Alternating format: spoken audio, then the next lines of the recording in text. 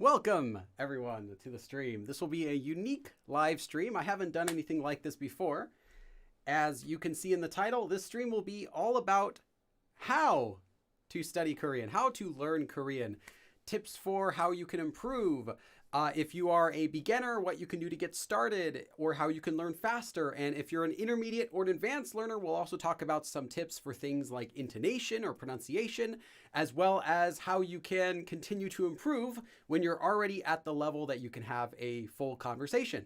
So we will get started right at 2 o'clock as scheduled. But while we're still getting started, welcome everyone. I'm just seeing people still coming into the chat. I know a bunch of you are still early here. Let's see who's here already. I saw Grant Jims, I think was first that I saw. And then I also saw, let's see, Ocean Discovery. Hey, Ocean Discovery. Cheryl, welcome. Amy Jane Foster. Anselmnida. Hey, Anselmnida. And those are our members that I see. Oh, as well as Token GLX. I'm just looking at some of the comments over there. So we're going to be starting right at 2 o'clock. Someone said, can you put it a bit more louder? Is the volume low? Do I need to make it louder? I don't think so.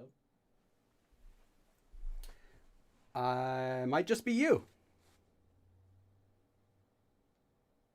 Okay. Welcome. Hello. Lots of people who are just coming in. A few people say it's their first live.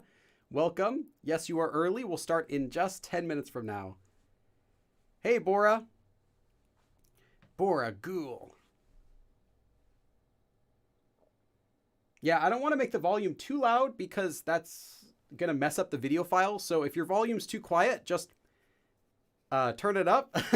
I can see the volume's fine on my end, though. So if it's quiet for you, it's just your computer right now.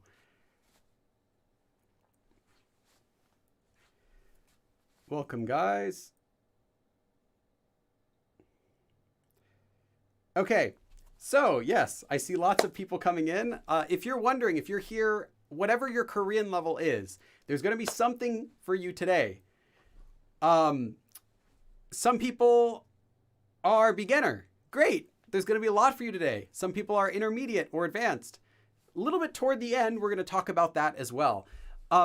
If you've never been to my live streams before, then if this is your first time, you probably don't know, but I never do just a live stream for one level only, with the exception of advanced live streams. Those are only for advanced learners. Anytime I do beginner or intermediate class, I always cover topics for all levels. So the reason is anytime you're doing any topic that's beginner, well, there's actually a lot of higher level stuff in that topic that you might have missed the first time you learned it as a beginner.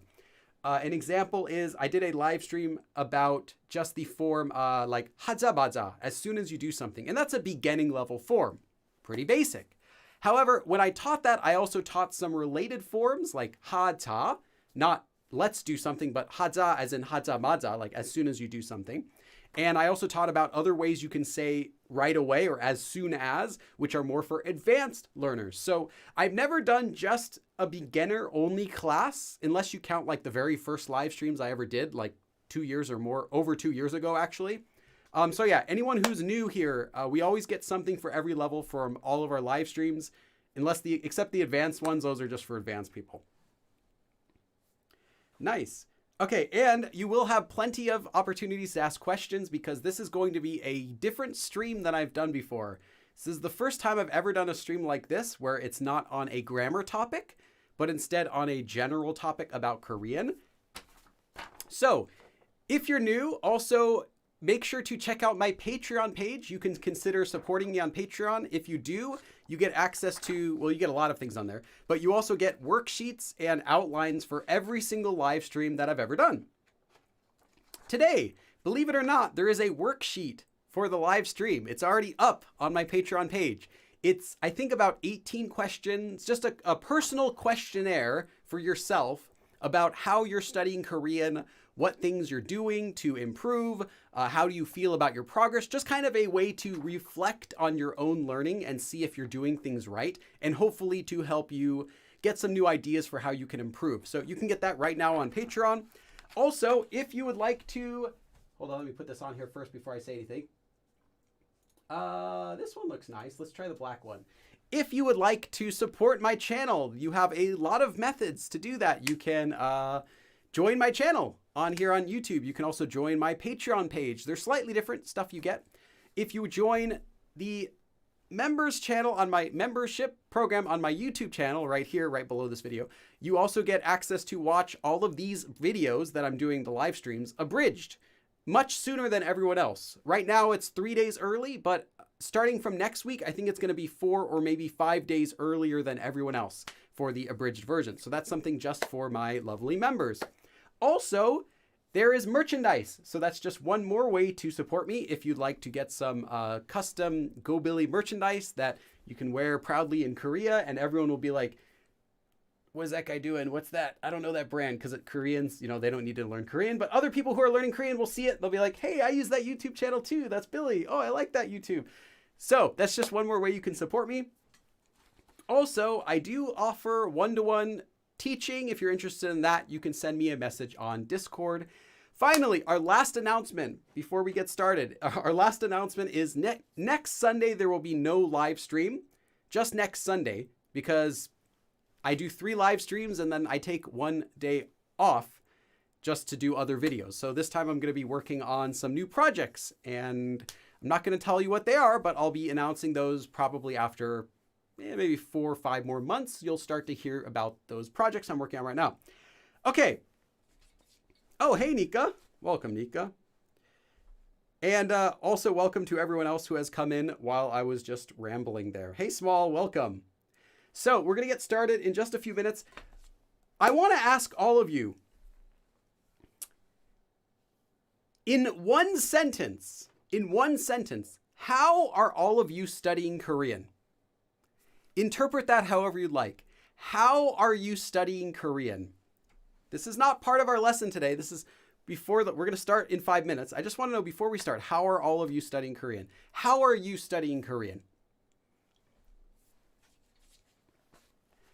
Okay. Someone asked about Duolingo. I actually did a video not about that specifically, but about all of the language learning apps for Korean that are out there. And I give my pros and cons for each of them, because in some ways they're all good, but in other ways they're not so much. So I talk about that, what I like and what I don't like about those types of web apps. I mean, let's see, is this correct?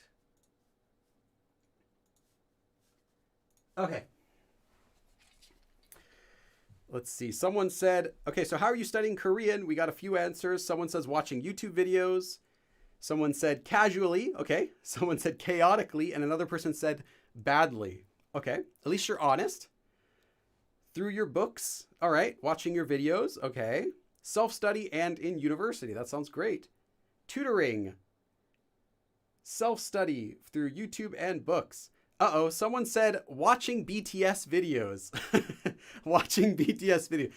I'm not about to diss BTS, don't worry, but watching BTS videos might not be the best way to get fluent in Korean. Is it controversial to say that?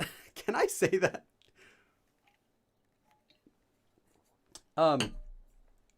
Just as someone listening to or watching all of Michael Jackson's music videos isn't going to master English, or they're going to end up speaking like, oh, what's up? How are you doing? They're going to start talking like that. I can't even do it.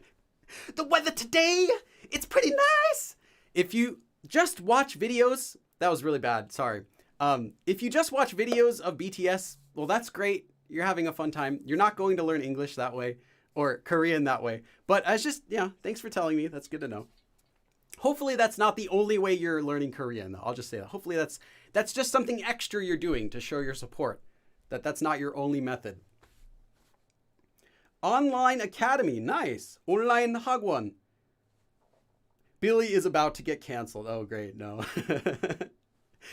I don't worry about controversial things related to learning Korean. I don't really need to shy away from that. I'll be careful about, political stuff or anything else like that. But when it comes to how you guys are going to actually learn Korean, I will not shy away from telling you what I really think and what I think could actually work for you.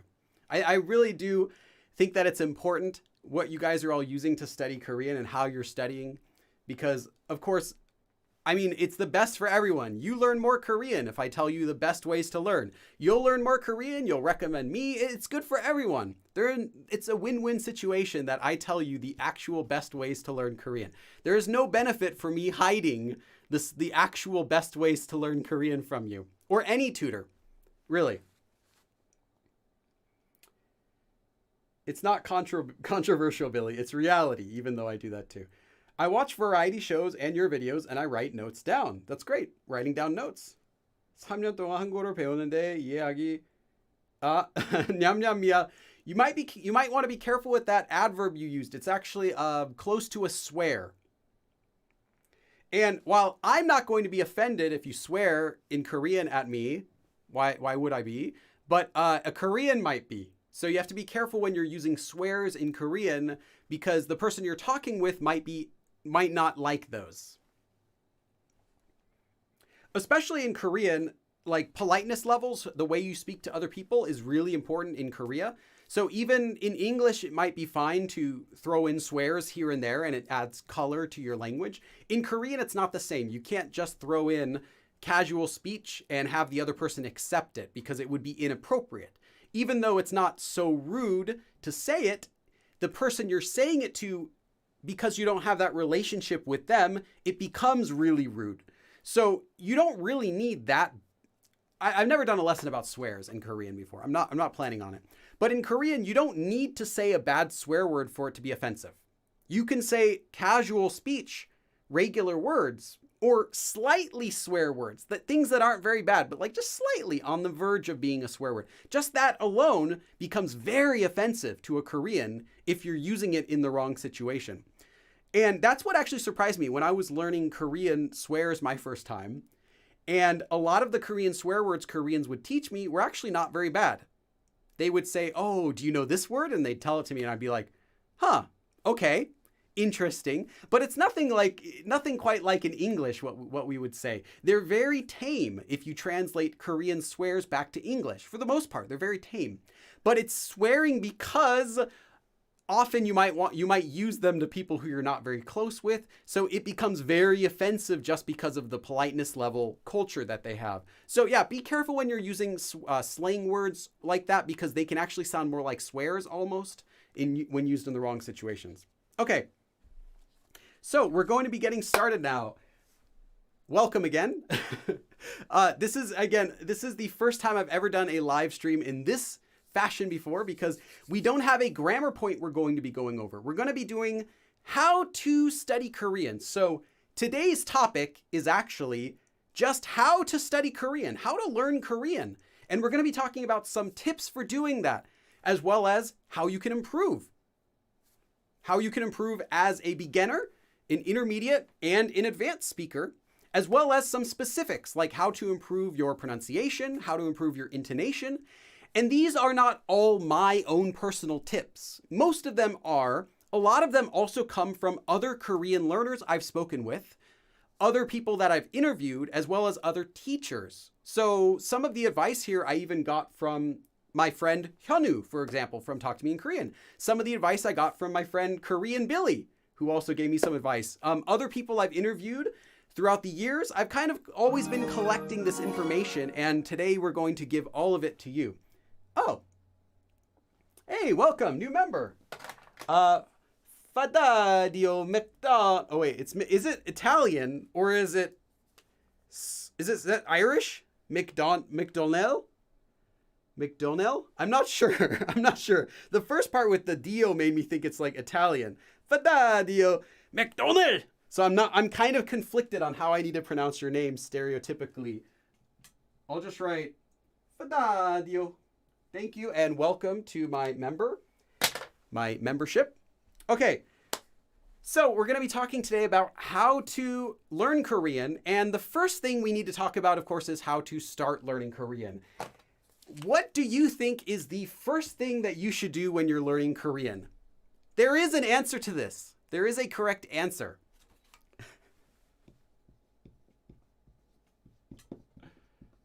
And don't worry, if you're thinking, wow, this is really basic, I know this, Billy. Don't worry, we'll get up there. We'll get a little bit higher. We're starting at the bottom. We're working our way up to advanced. Learn Hangul. Learn it. I should probably even write it. If you cannot read this yet, you have not officially started learning Korean. And I say this with the most sincerity. If you do not know Hangul, you will not get very far. And it's a bit sad. I would never say this directly to someone, but sometimes I see people who are asking Korean questions that are maybe at the intermediate level, they like questions about intermediate grammar, but they don't write it even with Hangul. And now this isn't including people who don't have a Korean keyboard at the moment or they're writing on their phone. That's different. But some people who are learning using romanization, trying to learn intermediate grammar, it's a mess. It's truly impossible. You will not get very far at all until you learn the alphabet. I know this many people who have gotten conversational at Korean by learning through romanization. And I've been teaching for now over 8 years. I started my YouTube channel in 2012. I was teaching already for about a year before that online. So if you don't learn Hangul, you won't get anywhere. That's the truth. Oh, hey, a new member too. Tanya. Hoi. Hoi. Tanya. Welcome, Tanya. Thank you for supporting me, both of you. Okay, I didn't want to sugarcoat that. I just want to say that if you don't know Hangul, you're not going to go anywhere. If you are born in Korea, I'll give you the exception to that. If you're born in Korea, so you have Korean parents, or you're born in Korea, you live in Korea your whole life, and you purposely avoid learning Hangul at school, and you avoid reading it anywhere, you'll still end up speaking the language. Great. Are you in that situation? No. Outside of Korea, outside of being immersed all day in Korean, you will not learn Korean without learning Hangul. Now, does that mean you should avoid resources that have romanization? If it's only romanization, I would say yes.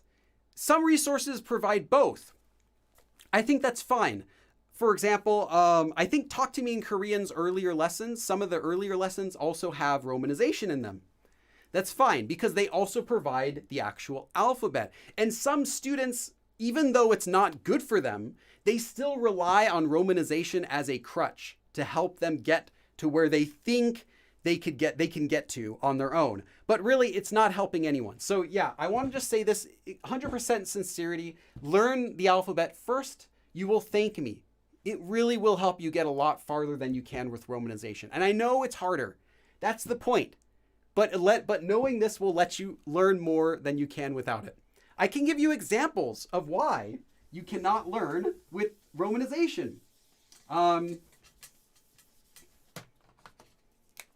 this is one of my personal favorite examples. Okay, write this with romanization. How would you write this with romanization? Go ahead, try to write it.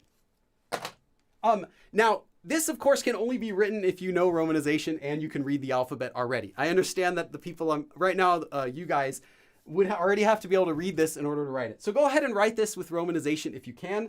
I'm gonna write it up with one romanization system also.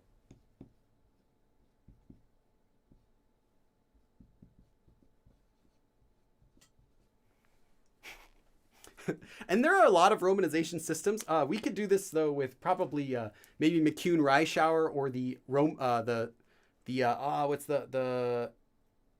I just forgot the word for it. It starts with an R. Anyway, the revised system. That's the most common one. There are a bunch of ways you can write this out. I'm just kind of curious what you guys are going to write. Doc Rip Mun. Okay, yeah, could be Doc Rip Mun. Yeah. Okay, this was just a fun experiment. The point is you can't.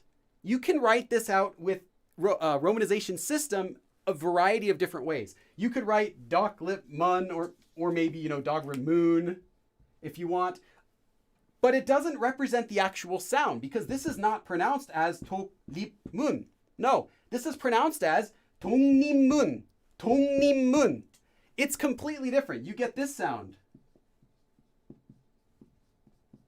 독립문 is how this is read. 독립문.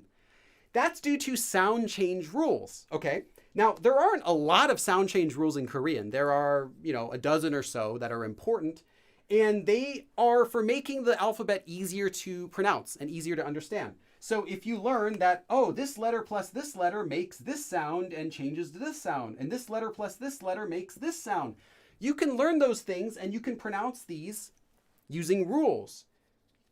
If you learned it by 독립문, you could try to learn sound change rules. You could say, okay, well, there's a K here, so it changes to NG, and then this one changes to an N, and this one changes to an M, so now you have 독립문. You get this mess, you get this soup of garbage here that just complicates things for you because you don't need to write it any differently. It's written like this, you just pronounce it like this. This sort of thing will become exponentially more difficult if you try to do it with romanization. Oh, I got another donation. I don't know how much that is. PHP, if it's the programming language. Gabriel Rolenzo Santos. Gabriel.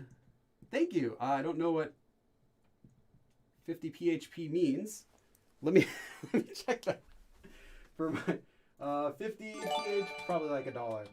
To USD. Oh yes, it's $1.03. Thank you. Thank you for the donation. Okay. So, as I was saying, I'm not saying sound change rules are easy if you know the alphabet, but I'm saying that they are going to be exponentially more difficult if you try to do it with romanization. Okay. I feel like I'm just, beating a dead horse now. I think you guys get the idea. Avoid romanization and learn Hangul. Number 1. Okay, that was a little bit easy. Let's do something else. Hey, King Kulin. Thank you. A new member. I don't know if I'm pronouncing it right, but thank you. Welcome. Thanks for your support. I think it's King Kulin. Oh, no, I spelled it wrong. Lulin. King I-L-I-N. Okay, that's as close as I'm getting it. Okay. Next, after you've learned the alphabet, great. I want you to follow a curriculum. Now, I am not saying follow my curriculum, okay? I'm not that vain. I didn't use my curriculum when I learned Korean. Go Billy Korean did not exist. Talk to Me in Korean did not exist. Literally nothing existed. There were no online curriculums when I was learning Korean in 2005, and even before that when I was kind of playing around with Korean in 2003 and 2004. There were no curriculums when I was learning Korean except some old textbooks. So obviously, when I was your age, we had to learn Korean with a dictionary. No, there wasn't any curriculum though. You just had to find what you could. You found a textbook. You get an old textbook and just do what you could with it. But find a curriculum. Which curriculum you use is actually less important than you think. It doesn't really matter. I have a curriculum. I have a way I like to teach things. Talk to Me in Korean has a free curriculum. Awesome. But there are other websites that have their own curriculums. There are other books that have curriculums. It doesn't matter. The important thing about a curriculum is that a curriculum is going to teach you things in some order. Now, again, the order isn't that important. Some sort of logical order that's just not good. It's not going to be introducing you to advanced concepts when you're still a beginner. That's the idea. Oh, Ramona. Mie. Oh, not Ramona, sorry. Romina. Welcome. Thank you for joining. I appreciate your support. Romina. As well as Noel. Thank you, Noel, for your, I believe that would be 50 cents. 50 cents. Because now I know, PHP. PHP, so that would be like 50 cents. If 50 was $1, thank you. Okay. The point is that the curriculum you pick the order isn't so important. The point is that the curriculum's not going to be teaching you advanced concepts as a beginner. That's the idea. You'll know which stuff you should be learning by the curriculum. The other thing is that you're not going to get repeats of information. It's not going to be teaching you the same thing multiple times. This is what you also want. If you're learning by yourself with videos, you would be surprised how many times you had to relearn the exact same thing over and over again, because when you first learned it, there wasn't enough material for you to really grasp how it's used or to practice making it on your own. So you want a curriculum that's not going to repeat the same lesson over and over again. That's how you do it. When you get to the next lesson and it gives a concept that you've already learned, you can know, oh, I've already learned this. I must know how to do it. Let's practice it now. Great. You're not going to have to relearn that topic in another lesson because you never got a proper introduction to it. Any other resource, so anything that's not a curriculum, should be used as supplementary. So what is a supplementary resource? Well, what sorts of supplementary resources do you guys have? I mean, I could write this down before you guys even answer. K-dramas, K-pop. Anything that's not a curriculum is a supplementary resource.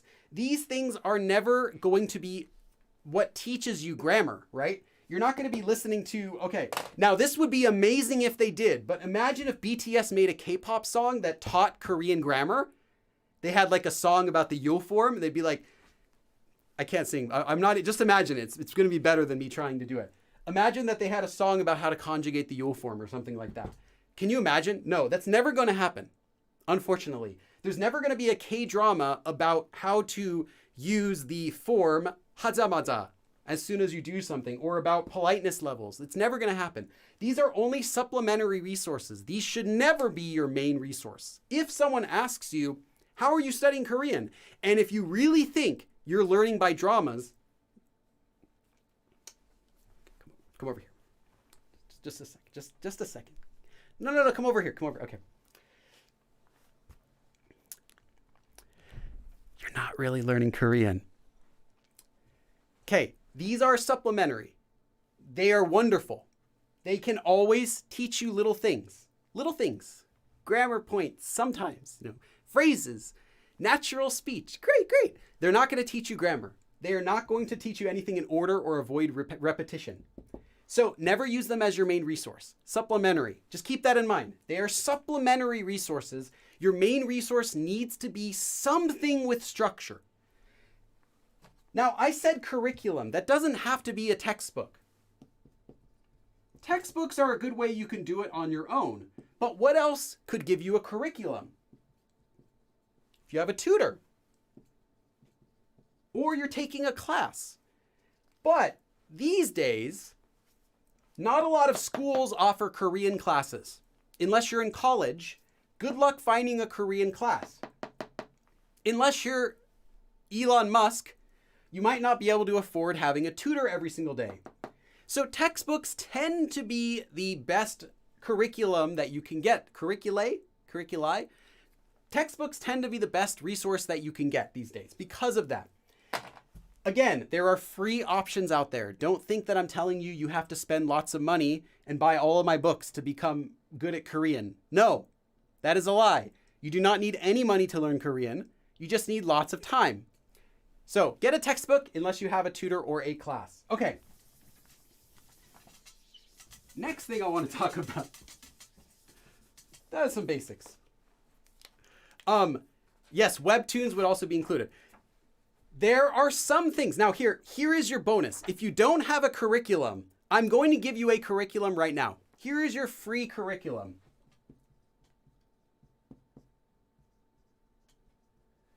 First, actually, these are not in any order. Basic phrases. Actually, let me write them all out and then I'll tell you what they are.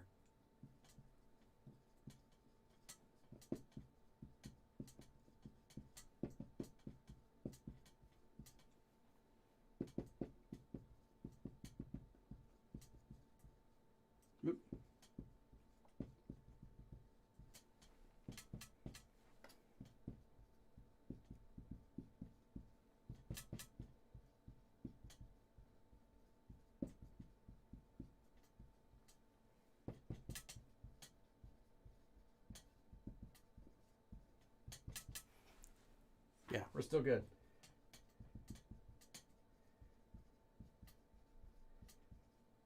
Levels. Okay, politeness levels, there's a lot. I'm going to write those here.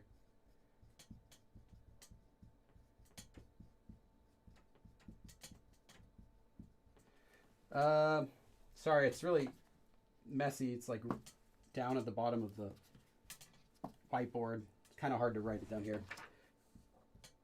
Ugh. Okay. No pimar. Natumar. Serious, who made so many of these? Okay. And then one more. Oh, yeah. And then conjugation. Okay. This is your free curriculum. If you'd like to write this down, no matter what curriculum you choose, they're going to teach you these sorts of things early on. Oh, hey, Small. Well, now I don't have any room. Okay, we'll just remove one of these because Small donated. Thanks, Small. Congrats to both of us for the Weverse mag. Oh, yeah, I saw that. That was pretty cool. We're in the BTS magazine. I saw that. My name as well as Talk to Me in Korean. Okay, this is your free curriculum. Make sure you know all of these things. Oh, and another member, Ebru. Okay. Ebru, welcome. Thank you. Welcome to my membership and thank you for your support, Ebru. Okay. Now let's go through. These are all the things that you want to know no matter what resource you're using. Basic phrases. So things like hello, thank you, etc. Nice to meet you. This is up to you. These are just basic phrases that you'll want to learn regardless of what you're doing because you're going to need these. Numbers. Counters. If you don't know what counters are, they have to do with numbers. As well as colors. Telling the date or telling the time. Saying what time it is. Saying what day it is. Using particles. This is a big one. There are a lot of particles. Sentence structure. What order words go in a sentence. Verb endings. So verb endings are used in grammar. They're also used in expressing extra emotion. And as well as politeness levels. Now, there are technically about 7 politeness levels, but these are the ones you need to know.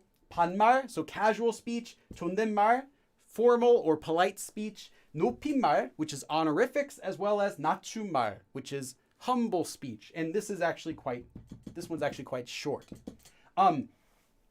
Within here, there's actually a lot of other stuff you're going to be learning too, because in order to learn how to use colors, you're going to have to learn how to conjugate verbs. In order to learn how to tell the day and the time, you're going to end up learning other forms that are used with saying that sort of thing.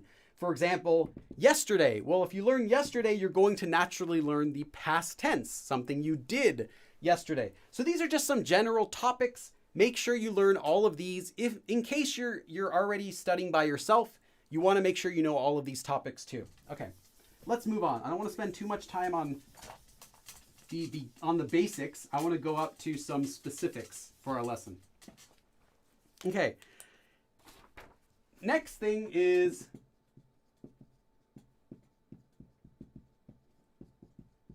if you're a beginner, I want you to focus on simpler, boring topics. So you know that expression that people say, learn like a child. You know, just learn languages like a child. It's the best. It's the easiest way you can learn. And that's true. But what are children learning? Are children learning how to express their opinions on the Korean War? No. Kids are learning goo goo gaga, give me the ball. The plane is blue. Oh, sky. Boring topics. Simpler, boring topics. This is what you should be focusing on as a beginner.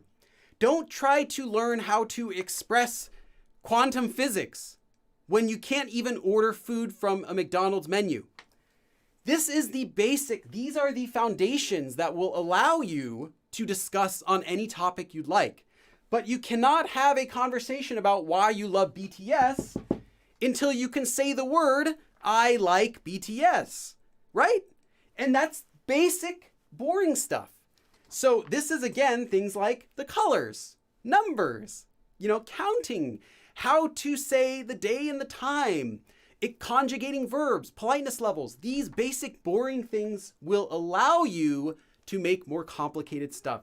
And I would challenge you to find me any sentence in Korean, any sentence of any complexity, and I could break it down for you how it's just a bunch of small basic pieces put together with one or two advanced grammar forms. You would be surprised how much Korean you can actually make just with very basic knowledge of the simple stuff like that. Ebru. Hey, thank you, Ebru. Thank you for the donation. Thanks for the Hankwi lessons. Started them at Bangtan Academy. They're awesome. Oh, yeah. You're doing the beginner course, I'm sure you mean. Yeah, I know a lot of people at the BTS Academy are doing that. I think it's really cool. And it's actually, that course is going to finish, I think this week. I think this is the last 2 episodes, 99 and 100. So yeah, I should do a premiere. I should do a viewing party for episode 100, which will be this Saturday. Okay. All right. Sorry. I'll try to go a little faster. Next.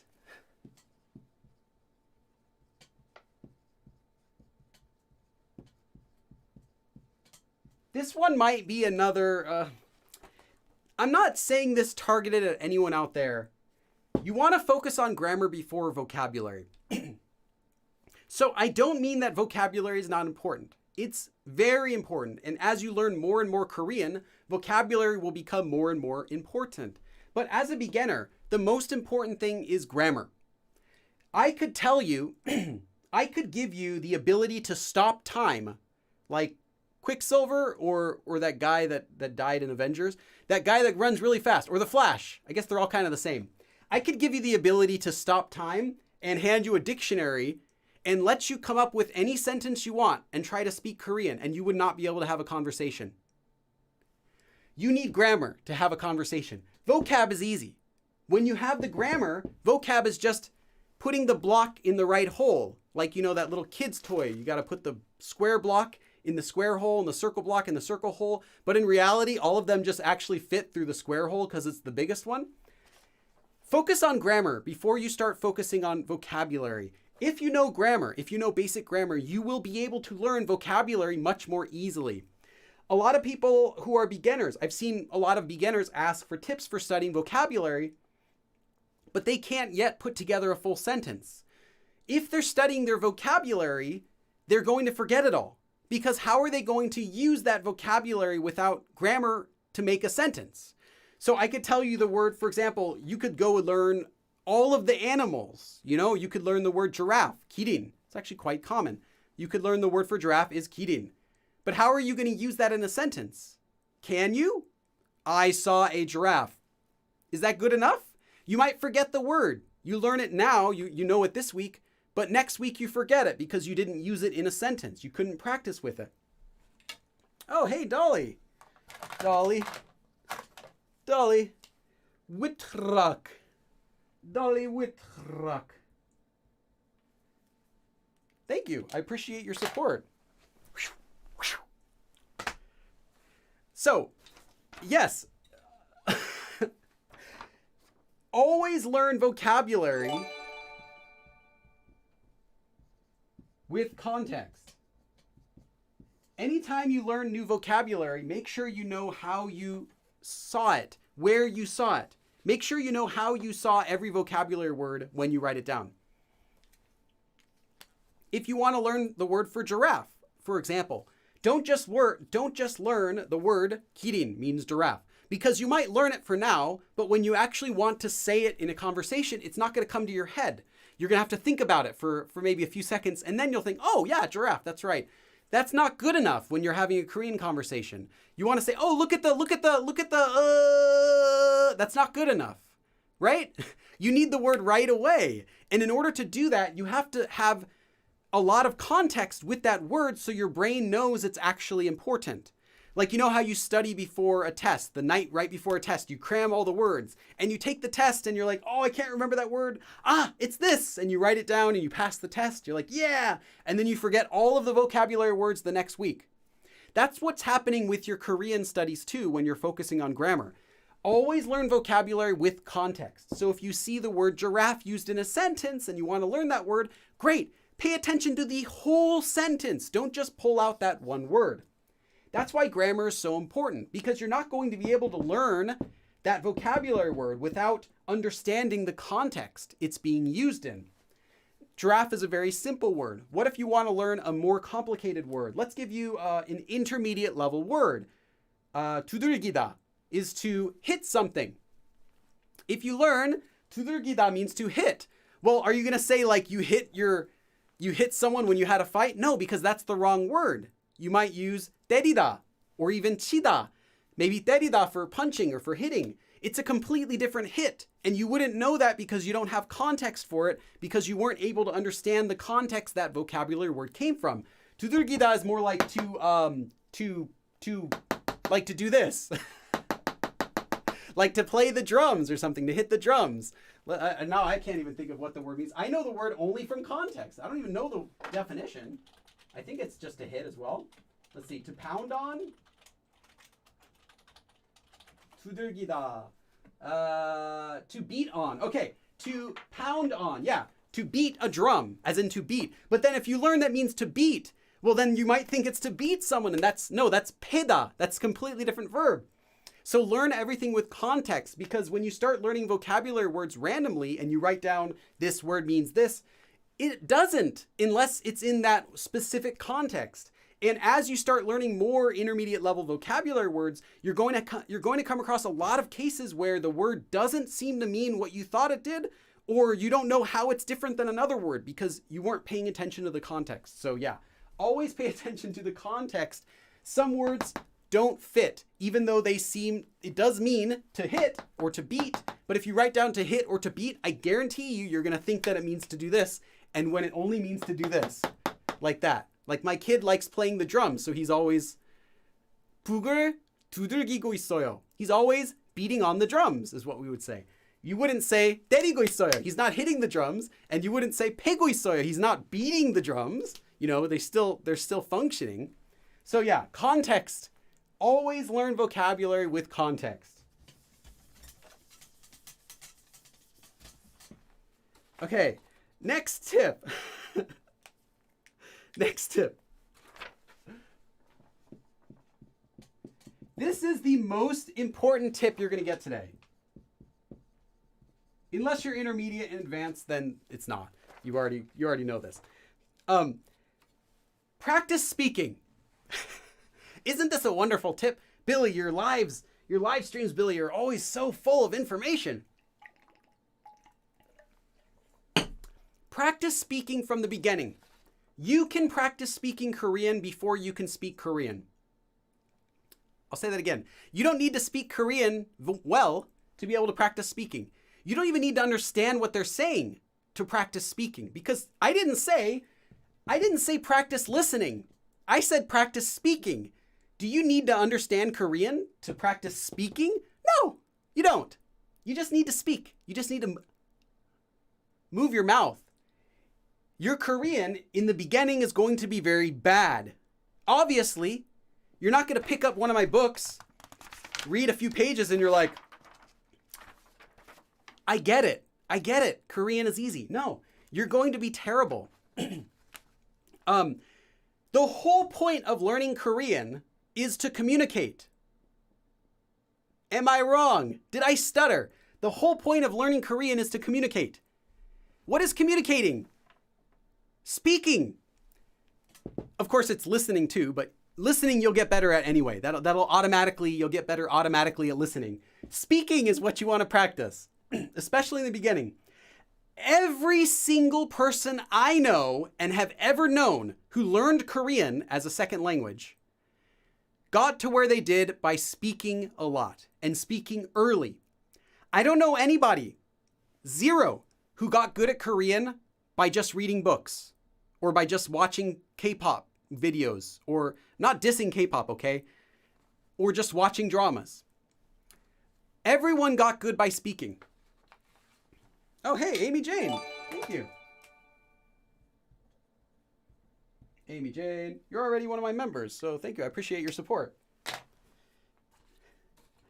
So yeah, everybody got good at Korean by practicing speaking early. Everyone, every single person. If you think you're going to get good at Korean by reading lots of Korean and you're not speaking, or watching lots of drama or listening to lots of podcasts but not speaking, you're fooling yourself. It's never going to happen. Just like that meme with the girl. Stop trying to learn Korean without speaking.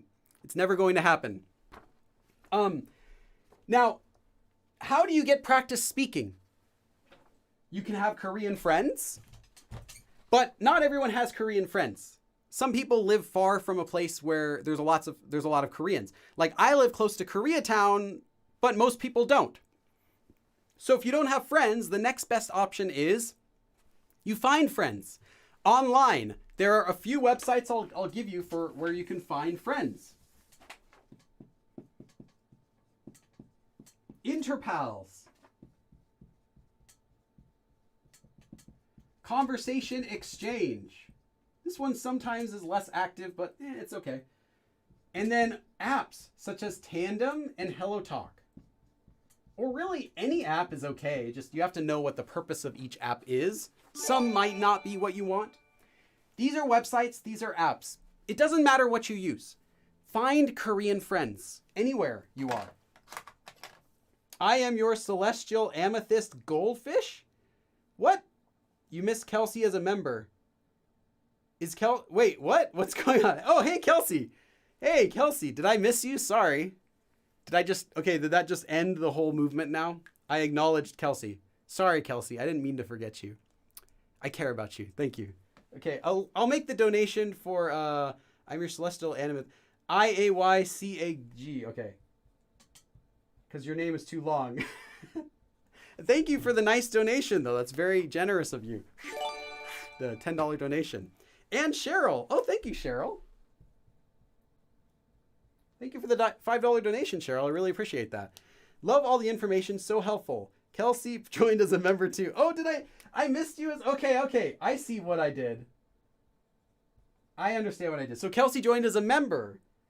That's why I didn't recognize her as the name, but I missed her as joining. Okay. Thank you. And thank you for joining also, Kelsey. Okay. All right. So these are good ways you can find friends, but honestly, to be honest, these don't guarantee you're going to have someone to practice Korean with. Because think about it. On the other end of this is a Korean who wants to learn English. So you're trying to learn Korean and you know maybe basic Korean or intermediate Korean. The Korean you're competing with, the Korean you're talking with, has been studying English since they were a baby. In Korean education system, they start as elementary school students. Koreans start learning English from elementary school. So even if they can't speak it well, they know far more than the average beginner learning Korean. So who do you think is going to win if both people want to learn the other one's language?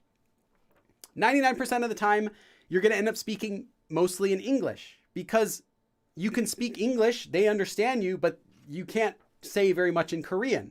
Now, as you get better, that number will change. And, for example, if I find friends on these platforms, I can easily find people willing to speak Korean with me because my Korean beats their English. And they feel like, well, I want to practice English, but this Billy guy already speaks Korean. So we'll use mostly Korean and some English. Oh, 2 new members. Wow. Today's great day for memberships.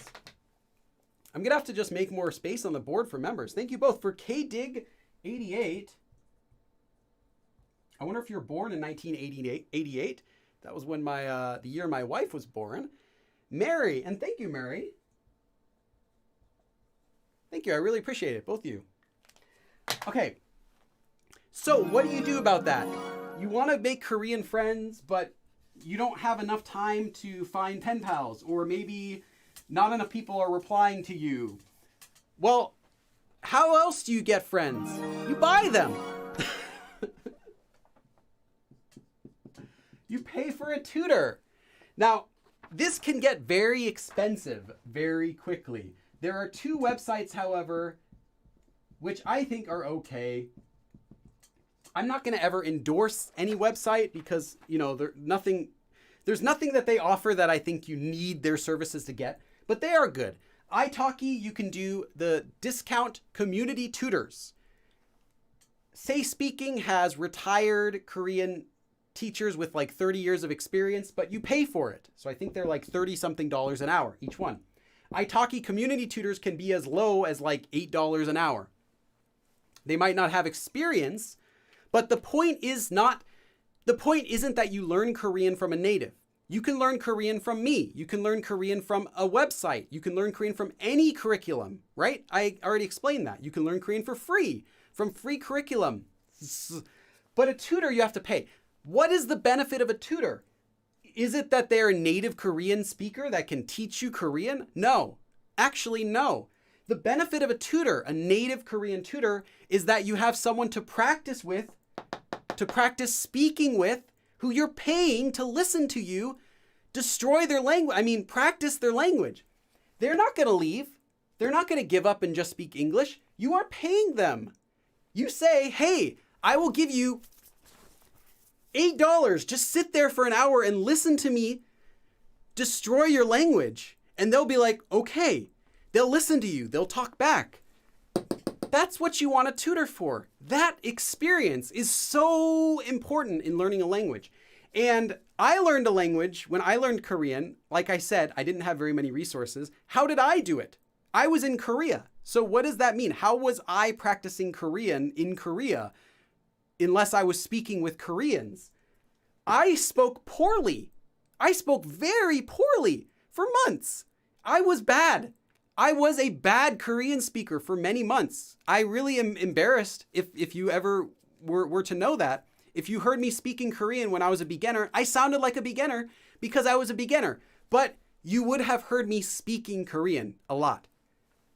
Get someone you can practice speaking with, whether you pay for it or get it for free on a pen pal website, whatever. You need someone to practice speaking Korean with. Okay. Next tip. Keep a study schedule. Study schedule. Just write down what days you study Korean and what days you don't, and keep that schedule.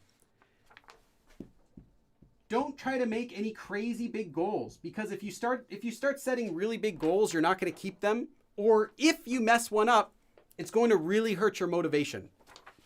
So let me give you an example. You write down on your calendar, Monday through Friday, study Korean on each day. Each week, study Korean, Monday through Friday. You also write down 1 hour, and you time yourself when you do it. Can you do more than an hour? Sure. Can you do less than an hour? If you miss an hour on one day, make it up the next day, or try to make it up in advance if you know that you can't do it. That's a study schedule. You know you're going to be studying Korean on that day, and you keep it. You set a small goal. You set something that you know you can do and keep doing it. Just having a study schedule will help you to learn faster. If you don't have a study schedule, are you going to study during those days? You might, but if you do make a study schedule, there's a higher chance you're actually going to do it. So I'll just say that. Have a study schedule. Okay. I promise we're going to get to some higher levels of Korean here. We're still in the beginner stuff. All right. What about entertainment resources, though? Now, I said don't use these as your main resource, but this is still useful because if you listen to K-dramas and podcasts and you watch Korean movies and listen to music, you're still improving your Korean in some ways. What are you doing? You're adjusting your brain to the sounds of Korean. And that is important too, because how are you supposed to pronounce Korean accurately if you yourself don't know how it sounds? So these sorts of resources are great for supplementary resources because they get your brain accustomed to what Korean sounds like. You know, a lot of the pronunciation, things that are hard to pronounce, which we'll talk about in a second, require lots of exposure before you can understand how they're different or how to make those sounds. So these are good for adjusting your brain. However, remember that entertainment is 100% input. It is input, is never practice. Entertainment, resources are never practicing Korean, ever. Nobody learns how to speak Korean by watching Korean dramas all day. It's true. I wish that were possible. Do you know how many BTS fans there would be who spoke fluent Korean if you could learn Korean fluently just by listening to Korean all day? It doesn't happen. Even 1,000 hours of input. Now, you maybe have heard this phrase before, like if you do something for 10,000 hours. Did I say 1,000? If you do something for 10,000 hours, you've mastered it. There's that expression going around. Sure. But if you listen to Korean entertainment for 10,000 hours, you're not going to learn how to speak Korean. Even if you were to spend 10,000 hours doing input, you're not going to be able to have a conversation. It doesn't happen. And the U.S. Foreign Service Institute, which is the U.S.'s branch for foreign language education, they said it takes 2,200 hours of classroom studying to get fluent at Korean. Now, by fluent, they mean able to fluently, easily hold a conversation. And that's 88 weeks. That's 2,200 hours of studying to become fully conversational. Why would you waste 10,000 hours doing input and then not even be able to speak when it's all over? You still don't know any Korean. You still cannot have a conversation. Doesn't matter how much vocabulary you might have memorized during that time. For all intents and purposes, you cannot speak Korean after that. Meanwhile, someone who just spends 2,000 hours actually studying will be very good at Korean. So it's less than a fourth of the time you're spending. And then when it's done, you'll be substantially, exponentially better at Korean than someone who wastes their time doing this. So keep that in mind. Input is never practice. Okay. Next tip. Running out of time already. This was too ambitious. This was too ambitious of me to try to give all of my Korean learning tips in one video. Okay. How many of you have a study notebook? I want to ask you guys. I haven't talked to you guys in a while. How many of you guys have a study notebook? Just write down if you do.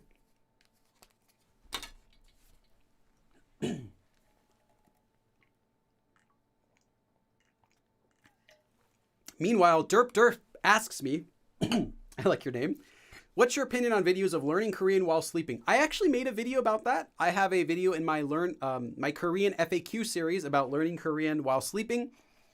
It's baloney. That's the short answer. Scientifically, zero evidence for it. And at best, you're wasting your time. At worst, you're interrupting your sleep. So yeah. People who make those videos have no idea how to learn a language. At least when they're promoting that sort of thing. They don't know what they're talking about. I have several. Good. I use GoodNotes. Okay, that works. Bethany. Don't have a notebook. 3 study notebooks. Yes, I do. iPad. Okay, great. I have a whiteboard like yours. Well, you're going to be erasing it a lot, so maybe that's not the best notebook, but okay, that's okay. Now, what is the most important part of a study notebook? I'm going to tell you the most important part about using a study notebook.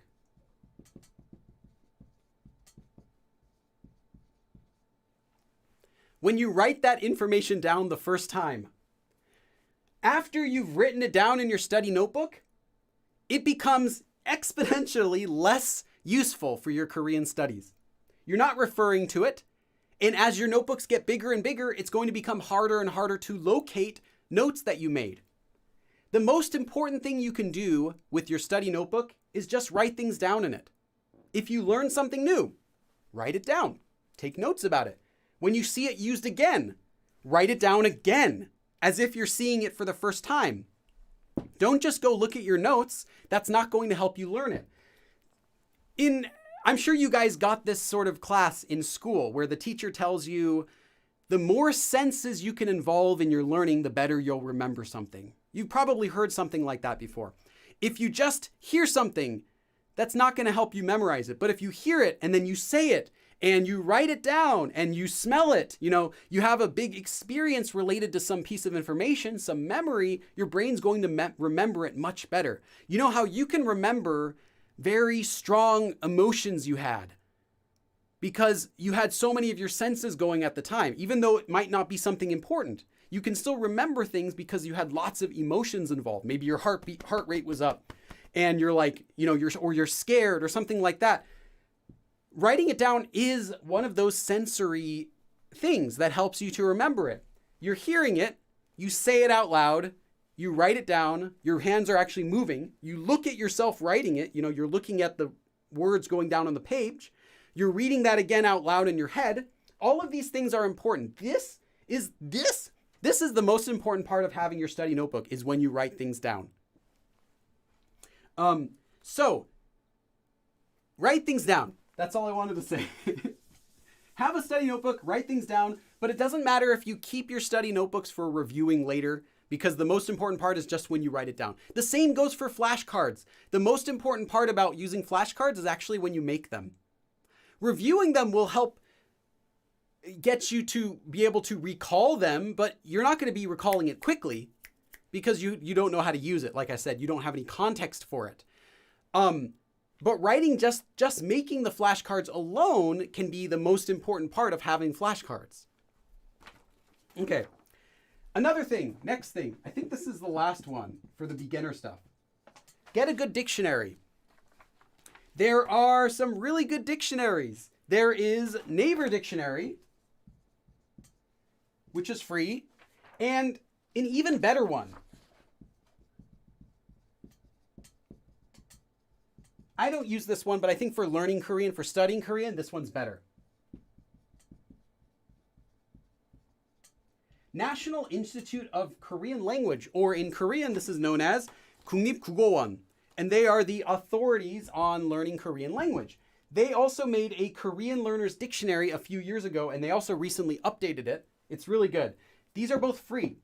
And you can get these online. So you can search Naver Dictionary or National Institute of Korean Language Dictionary. Just have a dictionary you can use for reference. Don't try to use random like vocabulary lists or anything like that. Use a dictionary. And if you're not sure about how to use a word, click the example sentence button. You can see examples of how that word is used in a sentence, and that will tell you how that word actually is used and what it means. Okay, so let's move on to something some more tips for studying Korean. Am I done with the beginner stuff? Yes. Okay, now we are done with the beginner stuff. Let's go on to some general tips for studying Korean.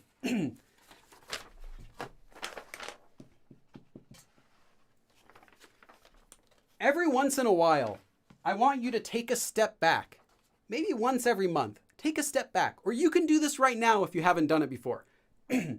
Take a step back and think about how you're using your time for studying Korean. Not how much time you're studying Korean, but that too, but also how are you using that time? If you're studying Korean for 30 minutes a day, you tell yourself, what are you doing during those 30 minutes that would actually constitute studying? So just take a step back and look at yourself from a bird's eye view and try to think about how you're managing your time. Okay, that was just a reminder. Now we're going into some of the tips for studying Korean. Also, I want to say this, and this, you might think this contradicts something I said before, but it's a little bit different. Okay, obviously, when you learn grammar rules, that might not be the most natural or even the most common way that Koreans speak. Because every situation is different. You need context. One example is I can teach you about the nida form. For example, ida becomes imnida, or hada becomes hamnida. You've probably seen this form before. Now, this is an essential grammar form, and you will use this in Korean. But if you go to Korea today, there is a 99% chance you're not going to hear one word of this spoken. Well, unless you're listening to like announcements or watching the news or something like that. If you're speaking with your friends in Korea, there's like a less than 1% chance you're ever going to be exposed to those forms. Now, does that mean that they're not real? No, Of course not. They're commonly used, but they're not going to be in these sorts of situations, like everyday casual conversations, or just talking with friends, or just talking casually or regularly with strangers or other people. So grammar is important, yes, but I will say also don't only focus on grammar. Don't try to learn all of your Korean solely from grammar books.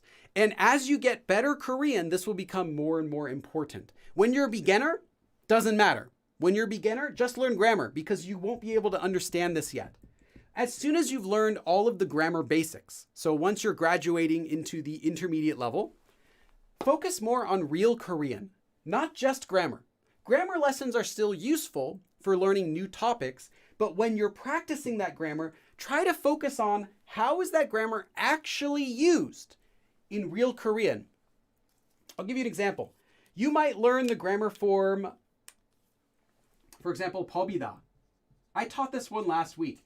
It is an advanced grammar form, and I gave lots of examples of how you can use it and what it means and everything like that. In real Korean, you can still see this form used, but probably not the way that you would learn it in a grammar form. Most of the time when this form is actually used in regular, everyday, day-to-day Korean conversations, it's usually used when you're quoting some kind of special phrase, like a special saying or a proverb, or you're trying to sound like you're making up a proverb. That's how it gets used in real Korean. And it's important to keep an eye open for how grammar forms actually get used in real Korean, because even though you can learn something, what it means, Koreans in their natural speech might only use it a few different ways most of the time. So don't only try to learn grammar, also pay attention to how Koreans actually speak. On the other hand, don't only try to focus on how Koreans speak, because then you'll never understand the grammar that they're using. So learn grammar, but don't be too reliant on grammar forms by themselves. Okay. What is your goal? Everyone, I want to know, what is your goal for learning Korean? Write it down in the chat. I want to know, what do you guys have as your main goal? Your main overarching goal. What is the main reason you want to learn Korean? Keep it short if you can. Less than one sentence. And I'll try to read as many as I can get through.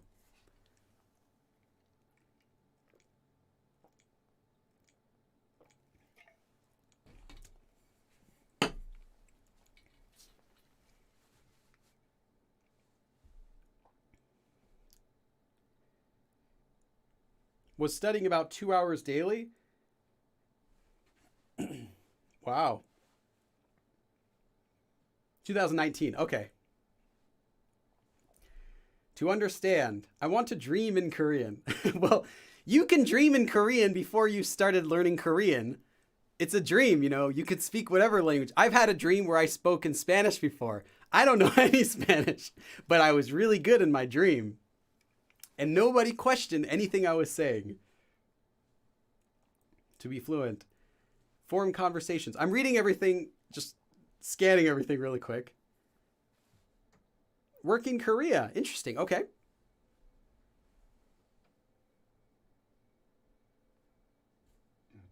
Personal growth. All right. That's interesting. Comfortably communicate. So third language. Day. Bilingual. Seeing K-pop.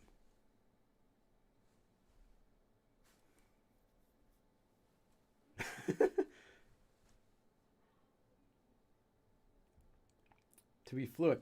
Arlie, to be able to listen without needing subs. Wow. Nice. Make new connections. Study in university in Korea. I want to do better at speaking Korean with my friends. Okay. To show off. That's the most altruistic goal of all. To show off. To challenge myself. Okay. Scholarship. Nice. Okay, cool. I just wanted to check.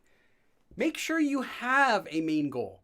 So if you have a goal, great. If this question suddenly started the gears turning, that's good too.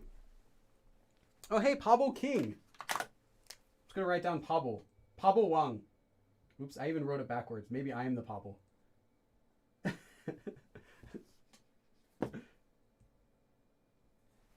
Thank you for the donation. I throw every example sentence from books and your videos into Anki. Nice. Thanks. Appreciate it. Thanks for your support. Thank you all of you so far for your support. This has been great. If a lot of you are new today, just so you know, everything I get from donations goes back into my channel with a lot more. So even things like the lights, the natural sun behind me, all of these are funded from your generous donations. So yeah, cameras, equipment, microphone, it all comes from your guys' donation. And I can't imagine how much I've spent over the past 3 years on equipment for this channel. It's been substantial. Hey, Elliot, thanks. Thanks, Elliot.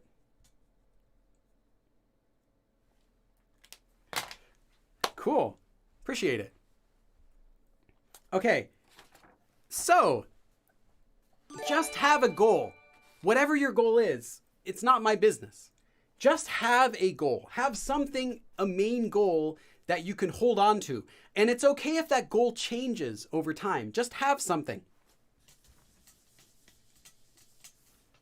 Okay, next tip. Make sure you enjoy... Oh, I wrote this wrong. Make sure you're enjoying whatever you're using. You're not going to be able to go very far if you don't like the books or you don't like the materials you're using for learning. If you're using a really boring book or you're using a really boring resource, just change it. Because if you don't enjoy it, it's going to be really hard to keep motivation. And if you don't have motivation, you're just going to stop studying Korean, no matter what your goal is. If your motivation is gone, you're not going to be able to study effectively. So try to enjoy what you're learning. And that could be trying to find extra Korean entertainment that you enjoy, trying to make different friends that you can talk with, experimenting with different hobbies that are related to learning Korean, or maybe just try finding a group for a hobby that you like that has Koreans in it, or people that speak Korean. Anything to keep the experience more fun. You don't want it to become boring. You don't want learning Korean to become a chore. Whoa, Amanda, wow. $50 donation from Amanda. Amanda, I gotta put you up here.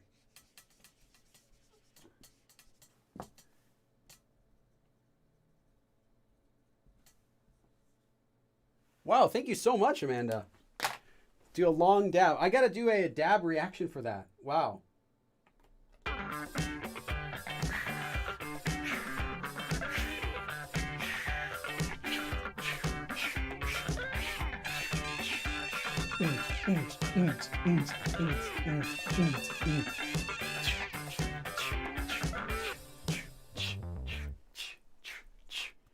Oh, the music stopped. Now I feel awkward. Thank you so much. Wow, that's awesome. All right. Okay. So, yes, enjoy learning. Make sure that if you're not enjoying it, that you change whatever you're doing so that you can enjoy it. Okay, next thing. Oh, yes. This one is something someone asked.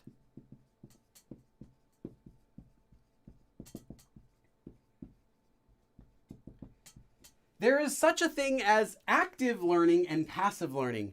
What is active and passive? Passive learning is anything that you're doing without any effort on your own. This would be things like watching Korean dramas in the background, or watching Korean dramas with subtitles, listening to someone talk in Korean while you're cooking, listening to a podcast, but while you're doing something else, or reading a book in Korean with the English translation right next to you, and you're just focusing on that. Anything where you're not actively involved, anything that just happens without any effort is passive learning. And a lot of people try to do passive learning to learn Korean because it feels easier. You're like, oh, I'm learning Korean because I don't even have to study hard. I just turn on my computer and play a Korean drama and read the subtitles, and I'm doing Korean studying all day. If you're watching dramas with subtitles, that is not learning. That is not studying. That is passive learning. Passive learning is fine, again, for getting your brain used to the sounds of Korean, but it's not studying. It's input. It's never output. Active learning, however, is anything where you are actively working to learn from that resource. So this would be reading grammar lessons, practicing making sentences, practicing speaking, watching Korean dramas without subtitles. You can pause and look up words, but you're not watching it just to watch the content, you're watching it to study. Listening to a podcast and focusing on what they're saying. That is active learning. Oh, hey, Apollo Sunflower. Apollo. Imagine if Apollo had a sunflower on his back. That would be much less torturous for him. Thank you. Appreciate it. Thank you for the donation. So you always want to make sure that what you're doing, take a step back and try to careful when you pronounce that. Analyze. You want to make sure you take a step back and analyze whether you're doing active or passive learning. Is this something that I'm actually putting effort into doing? Does this actually take away my time? Yes, it's active. No, it's passive learning. So focus on active learning. Nobody learns Korean in their sleep or by watching Korean dramas with subtitles. Again, you're not going to learn Korean in your sleep. It sounds amazing. If you could, I would have a course already. I would be selling this. Talk to Me in Korean would be selling it. It doesn't work at all. Zero, big fat zero. Learning in your sleep does not work. It couldn't work scientifically, but it also happens to not work either in practical usage. Okay, so make sure you're doing active learning and not just passive learning. Next thing, this tip is from my friend Hyunwoo. Yes, the famous Hyunwoo from the website Talk to Me in Korean. And he gave a piece of advice.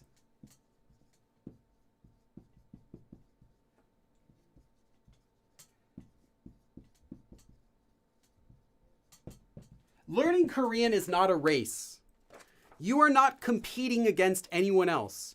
You are on completely separate tracks, completely different type of terrain, different genders, different heights, different ages. You cannot compete. You cannot compare yourself with someone else learning Korean.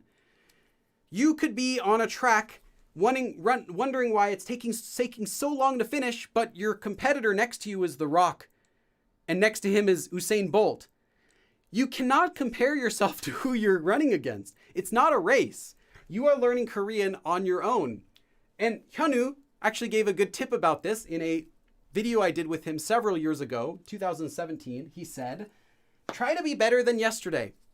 You are only competing with yourself. You are not racing anybody else learning Korean. Just yourself. You know how you're learning. Just try to be a little bit better than yesterday. Just a small thing. Okay.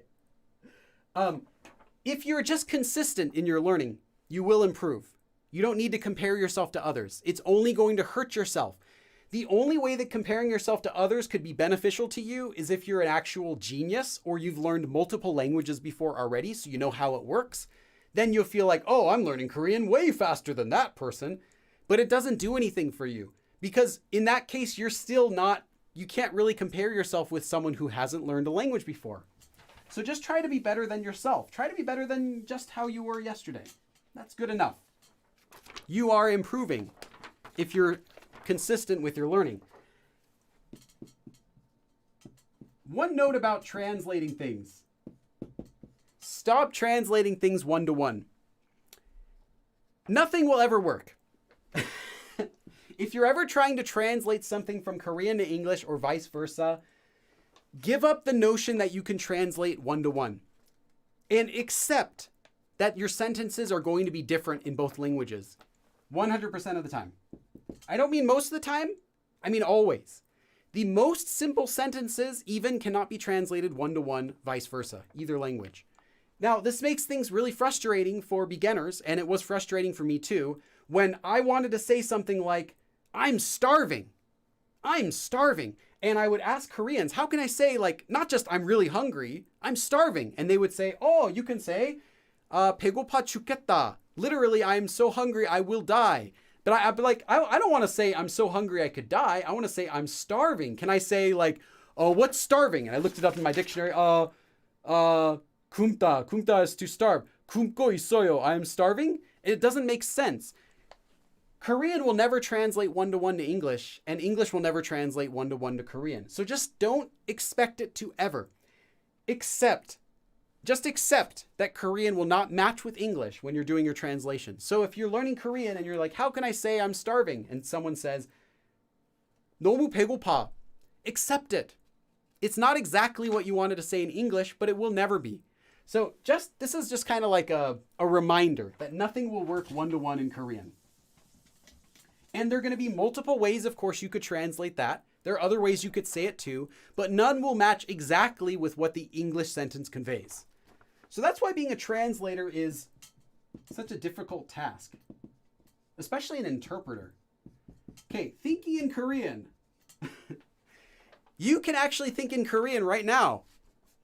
You can think in Korean the same that you could speak in Korean. So if you can think in Korean, you can speak in Korean. You can practice thinking in Korean throughout the day. How? Good question. I'm in my room. What do I see? I see a light. I know the word light. I'm pretending I'm a beginner. I know the word light is 불. So I can say, I'm thinking. 여기 불이 있어요. There is a light here. 여기도 불이 있어요. Okay, there's also a light here.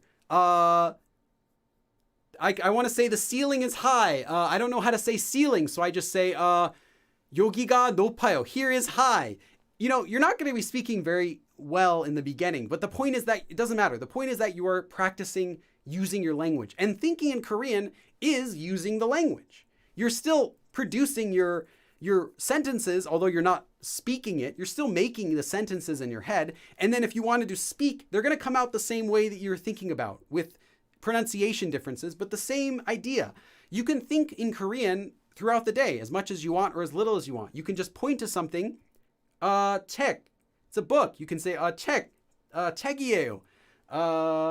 벽이에요. It's a wall. 벽. You know, I'm trying to do my impression of a of a beginner. How I was when I was a beginner. 벽이 까만색이에요. The wall is black, you know? You can do the best you can, but try to think in Korean. So just recognize objects that you see throughout the day and practice thinking in Korean by making sentences with them. It will help. It is output. It's outputting into your head, but it still counts as practicing Korean. Okay. And our last tip for beginners. Just be aware that there is such a thing as literary Korean versus spoken Korean. Spoken Korean will be things that you would encounter if you watch variety shows or podcasts or just talking with your friends. All of this is going to be spoken Korean, day-to-day spoken Korean, stuff that you're going to interact with if you actually went to Korea. Versus literary Korean. Now, where are you going to find literary Korean? Well, first of all is books, but that's not it. You're also going to find literary Korean in K-dramas. Because who speaks like they do in dramas? If you watch even an American drama, watch an American, for example, Friends. It's very common, very popular drama. People don't speak like that in real life. They speak how someone wrote the script on the page for them. Movies. Nobody speaks like they do in movies. Especially not a Sorkin movie if you're like, you know, The Social Network. Did you see that movie? No one talks like that in real life. That's a trait of that writer. People don't actually speak the way that they do in Korean dramas or in books. Because they're written. The author had time to craft what he wants the character to say exactly. Versus spoken, which is just what comes out. Also, literary can sometimes be things that you will find in textbooks. Including my textbooks. If you're learning grammar forms, you're going to be learning advanced grammar forms. It's going to often be kind of literary style sentences, fancier sentences. just keep in mind that there are differences. Keep in mind that there are differences between how Korean is spoken versus how Korean is usually written, or spoken when it's written from something that was written. What am I trying to say? That's more literary. That's what I want to say. Just be aware that there is such a thing as literary Korean and spoken Korean, and keep them apart. So if you learn something and, for example, you ask me a Korean question in my Discord, which you can join my Discord and I'm there most of the time, and you can ask me a Korean question directly and I can tell you, yes, but this form is literary. So just keep that in mind, that you might see spoken forms and you might see literary forms. So something might be correct, literary, but it might not sound very spoken, and vice versa. You're not going to see things like, and then like he was like, no way, written in a book or in a K-drama, right? Does that make sense? And you're also not going to see something like, I do presume, I say, that the killer was Colonel Mustard. You're not going to see that spoken with your friends or in a variety show or on a podcast. Okay. Next. Okay, so that was the beginner tips. Next, let's go up to some specific tips. I want to give you guys some tips for improving your pronunciation and your intonation. So first, your pronunciation. How can you get better pronunciation in Korean if you can already kind of speak? It's actually, there are a few steps. First, increase your exposure to Korean. So this is fun. This is easy. You don't have to do anything. Just listen to more Korean. Watch more TV shows. Listen to more music, dramas, movies, podcasts, anything where Koreans are speaking that you can hear what they're saying, listen to it. Of course, active studying will still be better, but even passive studying will still help your pronunciation just by getting your brain used to these sounds.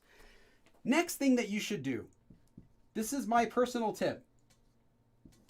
Record yourself speaking Korean.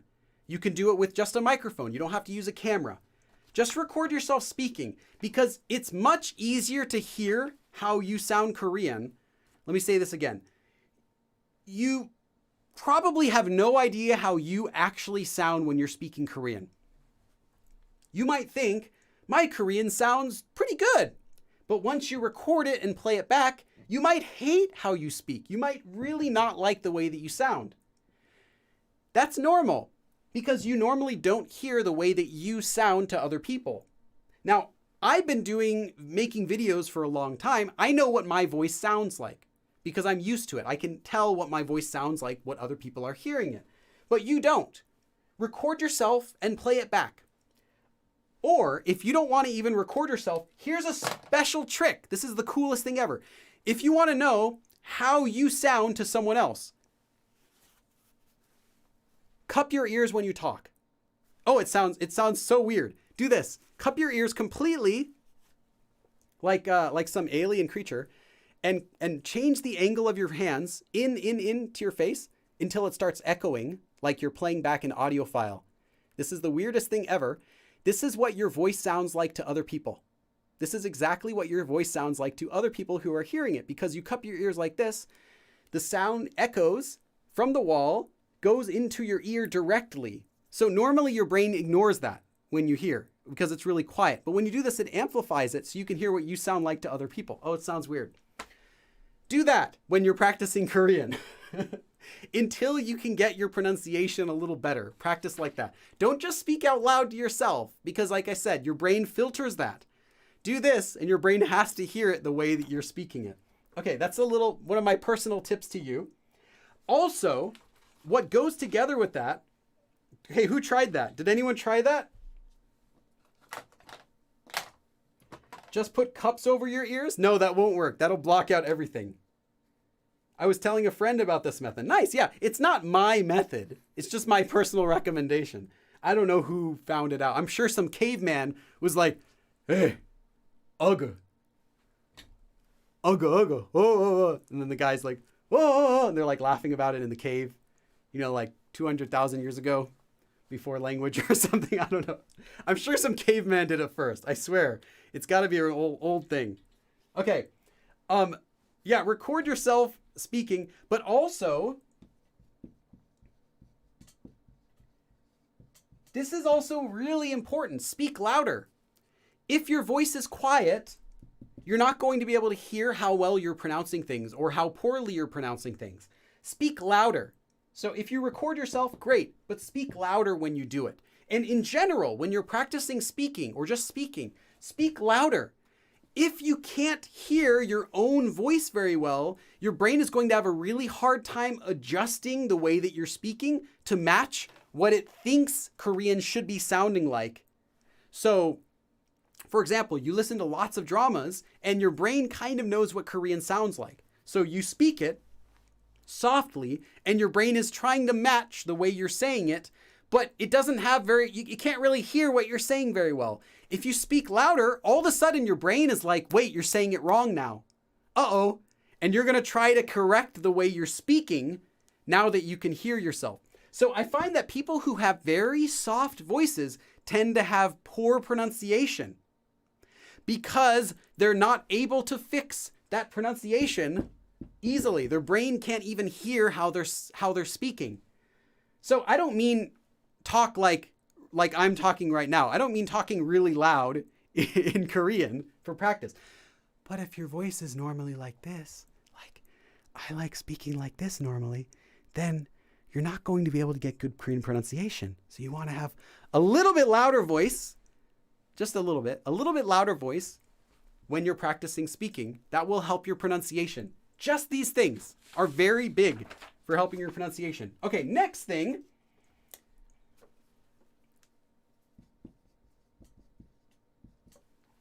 Relax. And I don't mean relax and go take a break, drink a lemonade. I don't mean that kind of relaxing. Relax your lips. Relax your mouth when you're speaking. Instead, relax your mouth and push more air out. So this kind of goes along with speaking louder. By speaking louder, I don't just mean like trying to sound like you're yelling. Add more air to your Korean, but also relax your mouth. So I'll give you an example. If someone has pronunciation like this, 안녕하세요, 안녕하세요. Okay, first of all, we're going to make it a little louder. 안녕하세요, 안녕하세요. It's still not very good, but it's louder. So now we can work on it. Relax a bit. Relax your lips a bit. 안녕하세요. Okay, that's actually a good step to take because now that we've relaxed our lips a bit, 안녕하세요. Don't try to be moving your mouth a lot. Koreans don't do that. Nobody does that when they speak Korean. Relax your mouth and instead compensate for that relaxing by adding more air to what you're saying. 안녕하세요. So instead of going quiet, 안녕하세요. 안녕하세요. Now, we're not perfect yet, but we're getting there. With practice, then you'll be able to say 안녕하세요, a little bit better. But you start first by speaking louder, then you relax your mouth so that you're not doing those really, really big movements with your mouth. Relax. But then you put more air out of your mouth so that you get the volume back up. That's kind of like what you do. It's a little like circle here, the little step. Speak a little bit louder, relax your mouth, and add a little more air to what you're saying. Because this is actually what Koreans do. When they speak Korean, Koreans are not saying 안녕하세요, 반갑습니다. No one says that. Well, okay, maybe someone could say that to be funny. 안녕하세요, 반갑습니다. No one says that though. You relax your mouth. 반갑습니다, 반가워요, 반가워요. Try to move your lips less. Actually, try to move your mouth a little less. And you might think that you're smashing things together, but that's really what Koreans do too. That's what Korean ends up sounding like when you speak it natively, when you speak it like a native, is that your Korean gets more mushed together. And that also leads to beginners getting confused about, why does this sound like this? Why are they saying 안녕하세요, but it sounds like 안녕하세요? Why are they saying 안녕하세요? What's that? That's all that they're doing. When Koreans relax their mouths and say 안녕하세요, it becomes 안녕하세요, 안녕하세요. And you've probably heard this sound too before. 안녕하세요, 안녕하세요. Does it sound like 안녕하세요 quickly? No, it is 안녕하세요 relaxed. 안녕하세요. You're just relaxing your mouth with more air. 안녕하세요. 안녕하세요. So louder is just a general tip. Relax your mouth. So 안녕하세요. Relax. 안녕하세요. Air. 안녕하세요. That's what Koreans are doing when they're speaking too. Relaxing, but adding more air. And that's what gives you a lot of different sounds than the way that they're written, is because Koreans are relaxing their mouths when they're speaking, but still adding in that air. So it comes out sounding like, wait, that's not what they said. They didn't say that, but they did, just relaxed. Okay, that might have been a bit too complicated for some people. I hope that helped some people with like tips. Okay, but we're not done. The next thing,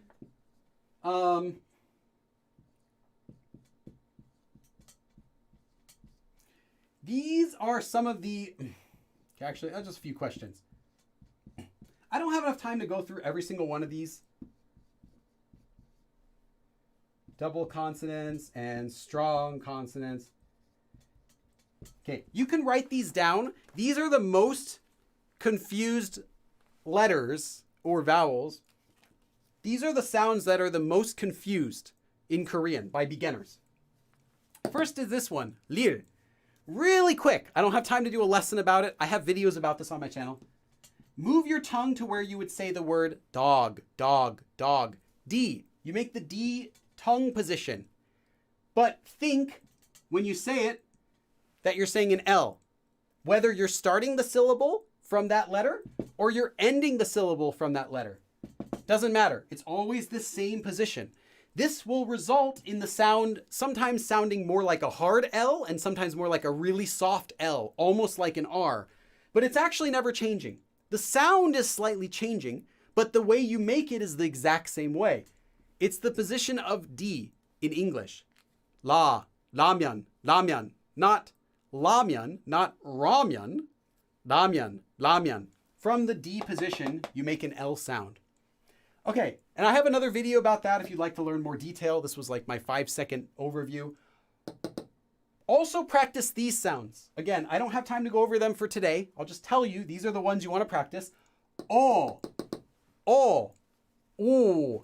This one is ooh. This one's easier to remember because it's like an O, actually an O shape. So you make your lips shaped like an ooh, and then you get ooh. This one, you make your lips a little bit wider, so you get oh. Actually, it's not this way. It's this, the other way. Where'd that go? This way, up and down. You make your lips a little bit wider. Oh, ooh, ooh, oh, ooh, like that. So this one is a little bit wider, and you can kind of think of it. Look, this one's like standing up, right? So you have the wider lips like this, and this one's flat down. So actually, this one's just more like oh. So these are very different. Practice those. Also, I learned this one originally. It sounds like you got punched in the stomach. So that's what it is. Anyway, practice these three. This really quick note about this. These are the exact same sound. You can pronounce them both the same. Spelling matters, however, and some words will use this one or this one, depending on how they're spelled. But learning spelling is just like in English. Do you spell cat with a C or with a K? They both make the same sound. C is the only correct answer. So you just have to learn spelling for each word, but the sound is the exact same these days. It used to be a little bit different. When I learned Korean, it was still taught that they're different, but that's recently changed. In the past decade or so, they are now considered to be the same pronunciation. And then also you want to make sure you're good with double consonants and strong consonants with how to make them. Double consonants are just made by slightly tensing your mouth before you make them. So you might have a regular consonant, which has like ka, and a double would be ga. All you do is you add a bit of stress. You add a little bit of tense before making the sound. I don't have time to teach that for today, but you can review those on your own. And strong consonants are the same as regular consonants, but you just add more air. You add more force when you make them. So instead of ka, add more air, ka, and you get the strong consonants. Just write these down to practice them. If you know these ones, you'll be good with any other sound in Korean. These are just the ones that are commonly confused. Okay, the next tip I have for improving your intonation might be the most useful.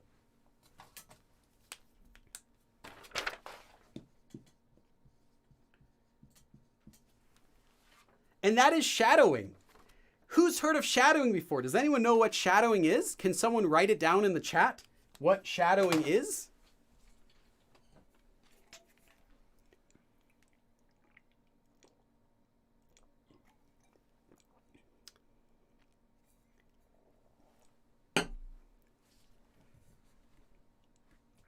Who knows what shadowing is? Did I say poo and... Oh, did I? Yeah, that's right.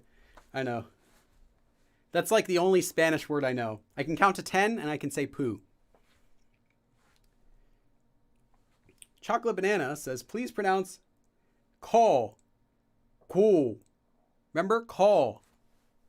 Cool. With an O. Cool. Ooh.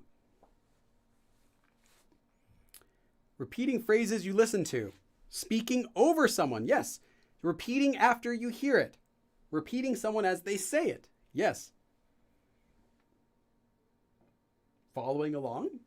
Okay. Re-saying something after someone else. That's correct. Okay. I want to say what shadowing is not first, before I say what shadowing is. First of all, shadowing is not a special trick. It's not a hidden secret for learning Korean. It's not a secret for improving your pronunciation either.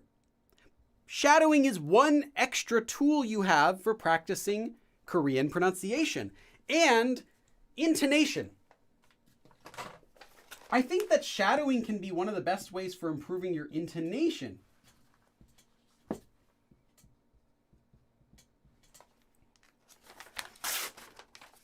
Oops, that's what I get when I close it on my paper. Okay. So, what it is you become a copycat of someone that you're listening to or someone you're watching. So the way you do it is you find a bunch of clips of one person. Choose a person. Anyone you really like. Now, this should be someone who matches the voice tone that you want. So if you're a girl, you probably want to pick another girl of a similar age as you. And if you're a guy, you probably want to pick a guy of a similar age as you. If I was a 15-year-old girl, I probably don't want to practice shadowing on a 50-year-old guy. And if I'm a 34-year-old guy, I probably don't want to shadow a 21-year-old girl. Because the idea is you become a copycat of that person. And if you're copying the way that that person says stuff and you do it enough, you're going to end up saying those phrases kind of like that person does. And it will have a distinct sound just like that person. So what you do is you find a bunch of clips of that person. This could be a TV show. Typically, variety shows work great for this. Or it could be a podcast. Something where you can clearly hear what they're saying. Somewhere you can clearly pick up everything that they're saying. So you don't want this to be in a drama with loud music and stuff like that, or on a song with background sounds and drums. You want to be able to clearly hear what they're saying. So I recommend things like variety shows for that. Find a bunch of clips of that person and then try to repeat what they say, exactly how they say it. So if you watch a variety show and the character says, 그런 법이 어딨어? Then you repeat exactly. You pause it. 그런 법이 어딨어? And you play it again. 그런 법이 어딨어? Play it again. 그런 법이 어딨어? Like that. You play that clip over and over until you feel like you're matching not just their pronunciation, but their intonation, the way they're saying it, the amount of volume they're using it, maybe the expression on their face even. You're trying to just shadow them. You're trying to become their shadow, like Peter Pan's shadow. You want to copy exactly the way that they do that. This will help you with pronunciation, but more important than that, this will help you with intonation. And you don't need to do shadowing to get good intonation. But instead, if you can't, you'll need to have a lot more exposure to Korean. So usually you'd have to live in Korea or you'd have to be speaking Korean all the time. So if you're not able to live in Korea and have that sort of immersion, in that case, shadowing can be a great tool for you to improve your intonation. So this is just one more tool you can add to your toolbox. Okay, now let's do some, for everyone who's been intermediate and advanced and waiting patiently, let's give some tips for, say you've now learned Korean and you're an intermediate learner or an advanced speaker. Now I have some tips for you. In the beginning, when you started studying Korean, you were so excited and motivated to learn Korean, right? The first day you knew 5 words, and the next day you studied another 20 words. So now you knew 25 words. You have improved 500% in one day. Wow. You could easily see an improvement. However, now, today, you know 3,000 words or 4,000 words, 5,000 words, and you study 20 new words today. You're still learning a lot of new words. You just learned 20 new words today. Now you know 4,020. Are you going to feel any sort of improvement on that? Is it going to feel like you've improved 500%? No, you probably feel like you've improved nothing. You might even feel like you've gotten worse if you're having a bad day. You cannot feel that improvement when you already know so much, even though you're improving the exact same amount that you did when you first started. In fact, you might even be improving a lot more because when you learn these 20 words now, you can actually use them versus when you were a beginner, you were just learning them as words. So just remember that even if you're not able to sense that you're improving, you are still improving. So I wanted to give you a tip for that. Something you can do to judge how you're improving is once a month, record a video of yourself speaking in Korean for maybe 5 or 10 minutes. Just turn on the camera. Don't upload this. Keep this to yourself. Turn on the camera and record yourself speaking Korean for 10 minutes straight into the camera. Pretend it's your friend or just talk about your day or anything you want. Just do that once a month because you're not going to notice much of a difference day to day or maybe even week to week or sometimes month to month studying Korean. But I guarantee you, if you pull up a video clip from 6 months ago or a year ago of you speaking Korean and play that side by side, you're easily going to hear a difference in how you speak Korean if you're continuing to study. And for me, I have the benefit of having started a YouTube channel 8 years ago. I can pull up the clips of me speaking Korean. I have the original files when I recorded the lessons of me speaking Korean. And yeah, I can clearly hear my Korean's gotten better since when I started my YouTube channel. Now, I still did speak Korean pretty well when I started, but compared to now, it's almost like for me, I feel like, I've improved so much over the past 4, 5, 6 years, and I can easily see it. But if I didn't have my YouTube channel, I would not know that. Honestly, I would think that I haven't gotten much better since, 2007, 2008, after I first was in Korea for a few years. I wouldn't be able to sense that because I've still been studying hard since I first started. So how could I even feel that I've gotten any better? And even a few years ago, I feel like, I'm the same as I was a few years ago. But if I watch video clips or listen to myself speaking Korean from just a few years ago, I can also hear my own pronunciation and I can realize, wow, I've still gotten much better. I can use expressions I didn't know at the time. So if you don't have any way to actually grade yourself, you can never feel that you're getting better or not. So that's my recommendation for intermediates and advanced. Just record yourself about 5 or 10 minutes a day and play it back in the future, just so you'll have something to reference when you're wondering if you've actually gotten better or not. Okay, next thing though.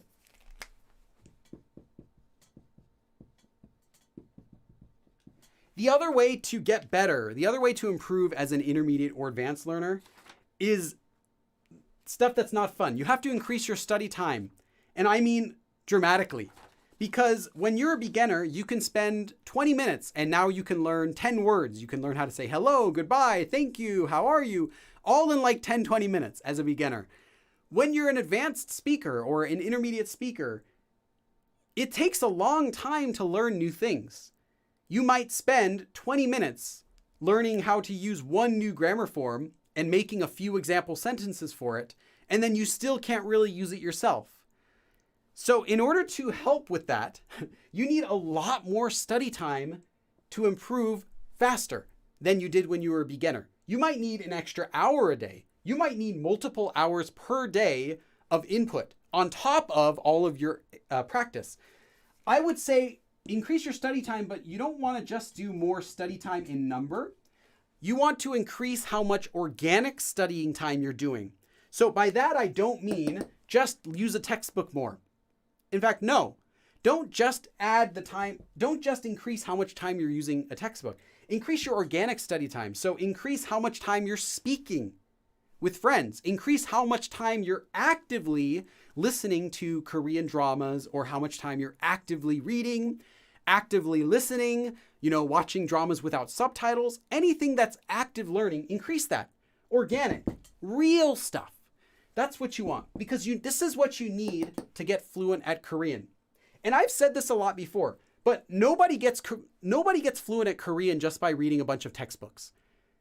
No one. You cannot learn enough through textbooks alone to get fluent at Korean. There's too much stuff out there. There are too many idioms. I learn new expressions all the time. I'll learn like some meme. Like one meme that I saw in videos a bunch of people were using was a video clip from one episode of the TV show Inuyasha, dubbed in Korean, became a meme that got really popular and that a lot of people knew the clip. And I don't know what I'm trying to say by this. It's organic. It's something like real that I would not have gotten if I was reading a textbook. No textbook is going to teach you a lot of organic stuff, because that can change year to year what people are using. You have to get this from real Korean resources. So general stuff like entertainment resources are great for that. But increase how much time you're spending doing these sorts of things. So this is the fun kind of studying. It's active, but it's still going to be entertaining to you because it's organic, not just textbook study. And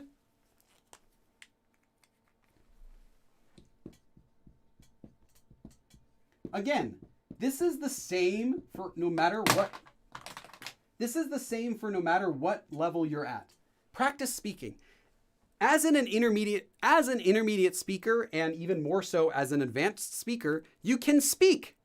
If you cannot speak, you're not an advanced speaker. Don't tell people you're advanced if you can't speak, right? If you're not intermediate and you're not advanced yet, don't worry about that. But if you're intermediate and advanced, you should be able to speak Korean. Doesn't mean you're going to be fluent, but intermediate, you should be able to hold a conversation, although simply, slowly, sure. Practice speaking more than you have before, because now you can say a lot more things than you could as a beginner. You should be practicing speaking from early on, but now you can actually practice having conversations. Do this much, much more than you think you need. You could practice speaking all day for 6 hours a day, and it could still take you a year to become really comfortable speaking in Korean, depending on who you're speaking with and what sort of things you're talking about. I probably spent at least that much. I think on average, I did over 8 hours a day of Korean studying when I was living in Korea. But you don't have to do that. I know another friend who said he spent about 4 to 6 hours every day chatting with people in Korean. You just need to do a lot of speaking practice in order to get better faster. And it will take a long time. If you're only able to do like 20 minutes of speaking practice a day, just don't be surprised when it takes a long time before you start seeing improvement in yourself. So yeah, more speaking practice, the better. If you want, I can give you a suggestion. If you're advanced, if you're able to speak in Korean, although slowly, if you can speak, why don't you just open a YouTube channel and just stream yourself speaking in Korean? You don't have to teach Korean. Don't do that unless you actually know what you're talking about. Don't try to teach Korean unless you're good, but you can just open a YouTube channel and just stream yourself speaking. Doesn't matter if anyone comes. Speak in Korean. Someone comes in, speaks English, doesn't matter. Reply to them in Korean. You are in Korean mode. Try it. Try it. It's fun. I've done it before. Just speak. Turn on the camera, speak. If you open it, Koreans will come. People will come to watch you speaking. You will get speaking practice, even if you don't have any friends. Just practice speaking more. So that's what I want to say. Okay. I apologize, I don't have any extra advice for intermediates and advanced. Real people who are advanced, not too many of them are here because a lot of them are already doing their own thing for studying Korean. They already know what they want to do. But yeah, so I think that's it. Yeah, that is all of our tips today for the lesson. Thank you so much, everyone, for coming. And we'll do some quick announcements right after this lesson. But I just wanted to give an extra thanks for everyone who joined the live stream, who joined my membership during today's live stream. Fadadio, Tanya, Gabrielle, King, Kulalin, who I couldn't read your name, Romania, who I mispronounced as Raimonia, Noel, Small, Ebru, Dolly, Amy, IAYCAG, who notified me about Kelsey's membership, as well as Cheryl, who told me that too. K-Dig, I can't even read that now, May, the King of Pabo, Elliot, and Apollo. Thank you all so much for your donations. Now, we have a short Q&A, so if there's any questions you guys would like to ask me, feel free. And I'm going to have a really fun time trying to edit this video today somehow into an abridged version for all of my members by tonight. Oh, yes. If you are a Patreon, a supporter on Patreon, you can get a worksheet for today's live stream right now if you'd like. It's a self-questionnaire that you can fill out just for your own usage for studying, just kind of to keep yourself in check. So get that for everyone who's my Patreon, even the $1 donors. Also, other announcements are... Oh yes, the other announcement is, again, there's no class on Sunday. This next Sunday, there will not be a class, but there will be again on the Sunday after that. Okay, so that's all the announcements I have. So thank you everyone for coming. I know this was a unique stream. I've never done anything like this before. And there probably won't be another stream like this again for a long time. I like to focus on grammar, but I thought, let's do a stream about... I haven't done a stream with all of my tips before, so... Okay. Let's see. Thank you everyone for coming. And yes, feel free to stick around, ask some questions. I'll be here for another 10 minutes. Great worksheet in Patreon. Oh, did you get the worksheet? Nice. Yeah, I thought let's put some fun stuff on the worksheet just for you to think about for yourself. Billy, are you active in Discord? Yes, I am active in the Discord. How to study if I barely have time? You study during when you have time, and when you don't have time, that's when you would do other passive studying. So that's when you would do things like having something on in the background. Again, that's not practicing. That's not going to make your Korean speaking better. But if you're a beginner, it's still useful for just getting exposed to how Korean sounds during the day. But if you don't have any time, you can't learn Korean. Like, for example, if I wasn't a Korean teacher, say I was a pottery instructor, and you guys wanted to learn how to do pottery, and you said, Billy, how could I learn pottery if I don't have any time?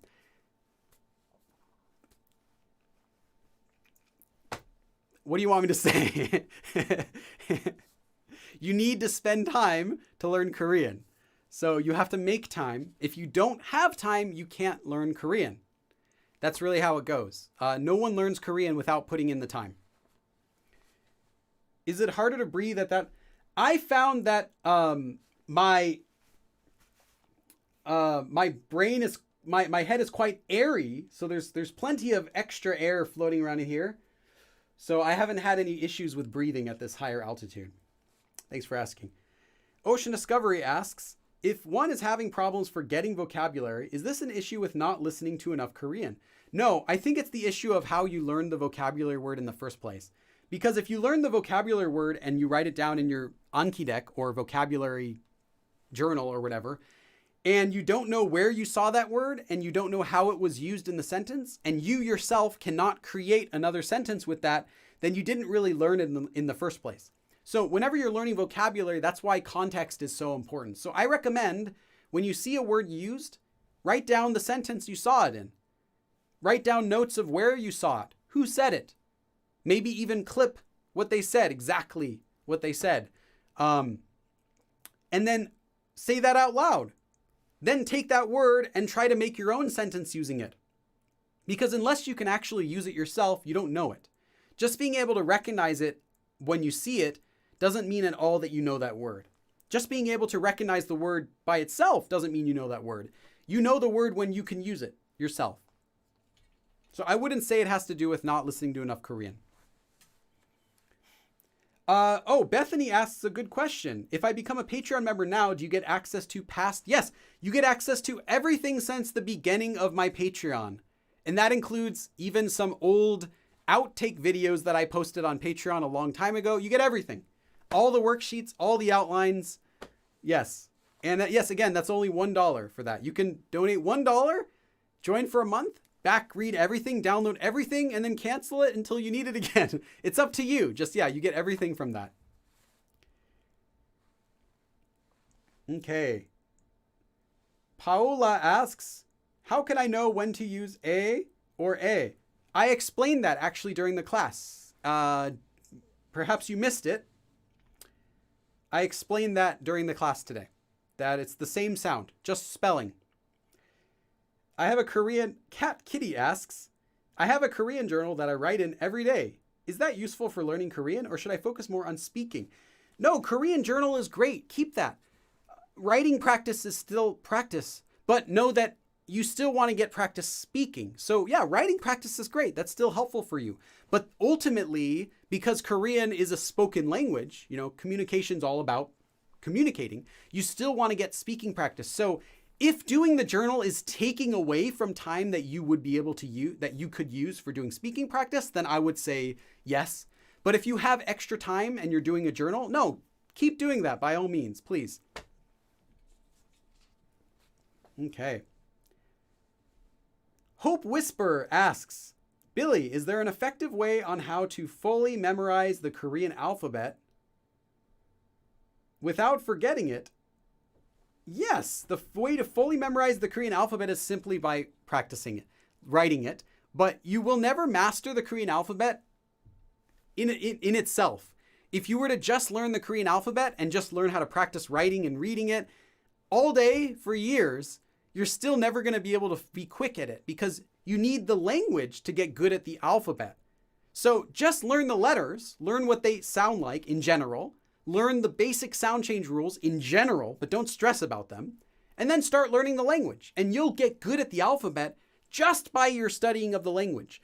You don't need to master the alphabet before you move on. You just need to start learning the alphabet. You need to be able to read it, even if it's slowly, and then just start going on go on to the grammar. Go right into the rest of the language once you know the alphabet good enough. Just basically is enough. Okay.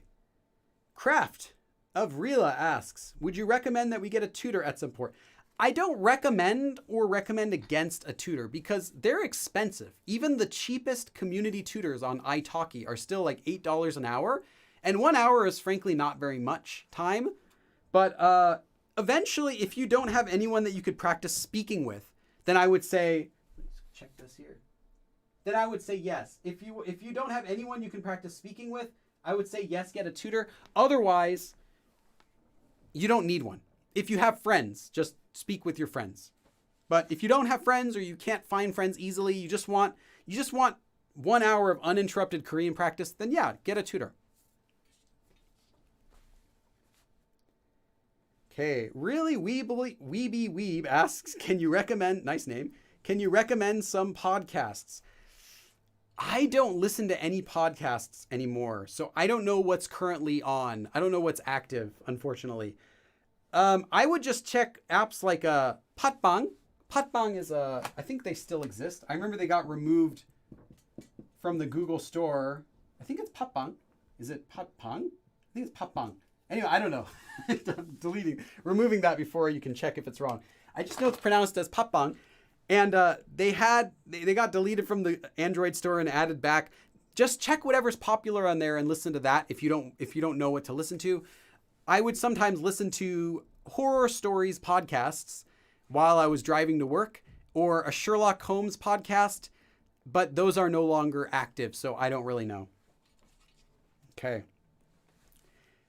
Let's see. Charlene says, any good children's shows to watch to help learn the language? Children's shows.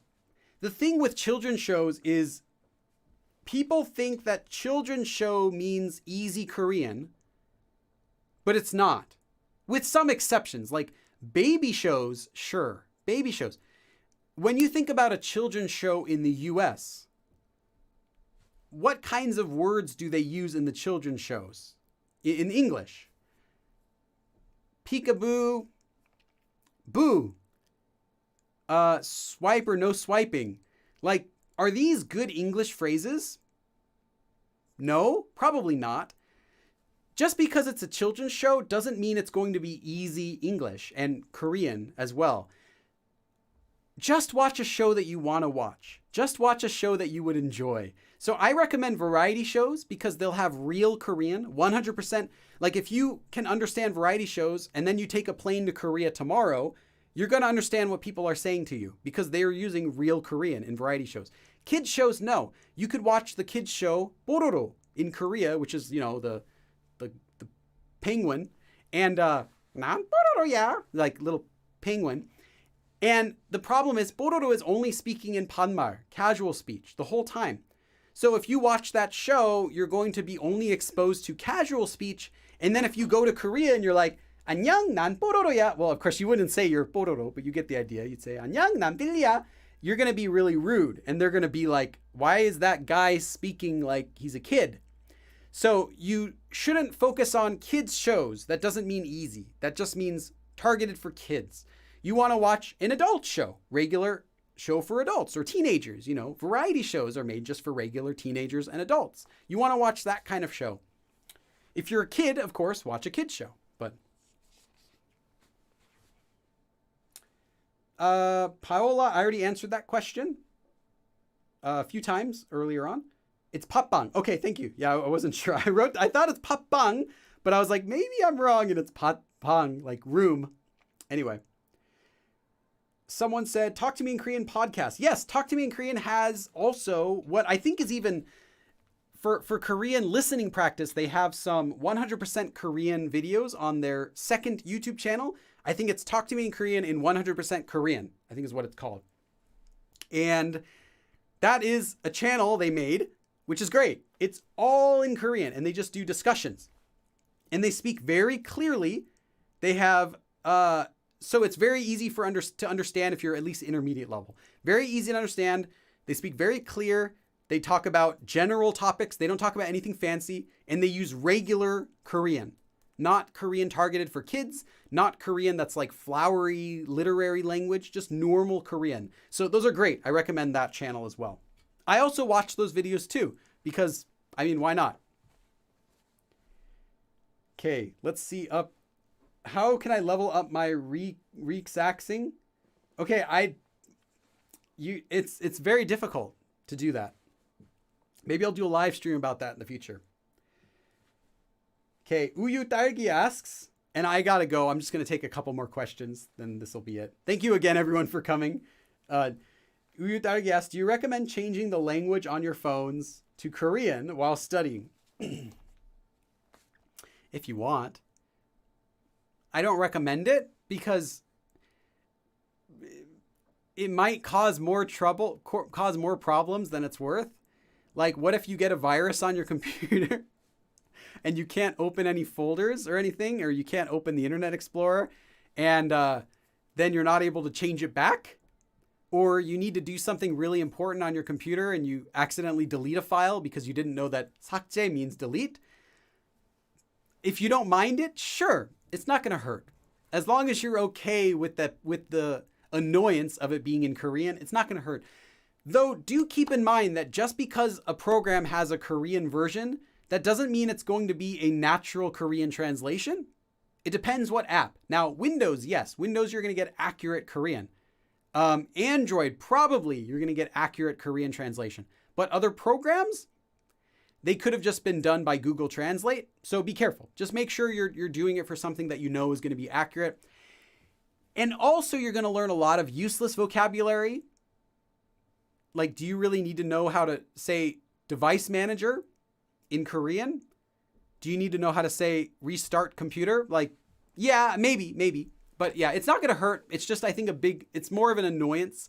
And I think that some people might do it thinking that they've just done a big task by changing it to Korean and thinking that's like, oh, that's my tip to everyone is change your phone to Korean. It's not doing that much for your Korean. So yes, it's beneficial, not as much as you think. Arlie, interesting. I have an auditory processing issue which makes it hard to hear what people are saying even in English. Interesting. Do you mean that it's hard to hear like they sound quiet, or it's hard to understand what they're saying in English?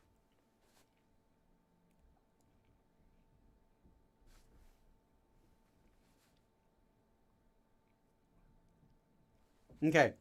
Leah Doe asks, any reading tips? I read like a 6-year-old, cutting every syllable, dragging each syllable and trying to read them. Do you have tips to read more frequently? Yeah, speak more Korean, because your reading speed will get better naturally as you speak. And this is like maybe my most personal tip I can give you. I am not a book reader. Now, I know that's not a brag, that's not a flex.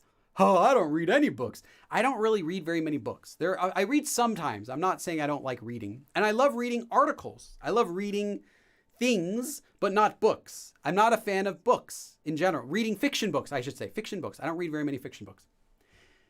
But despite that, if I pick up a Korean fiction book, and I have some.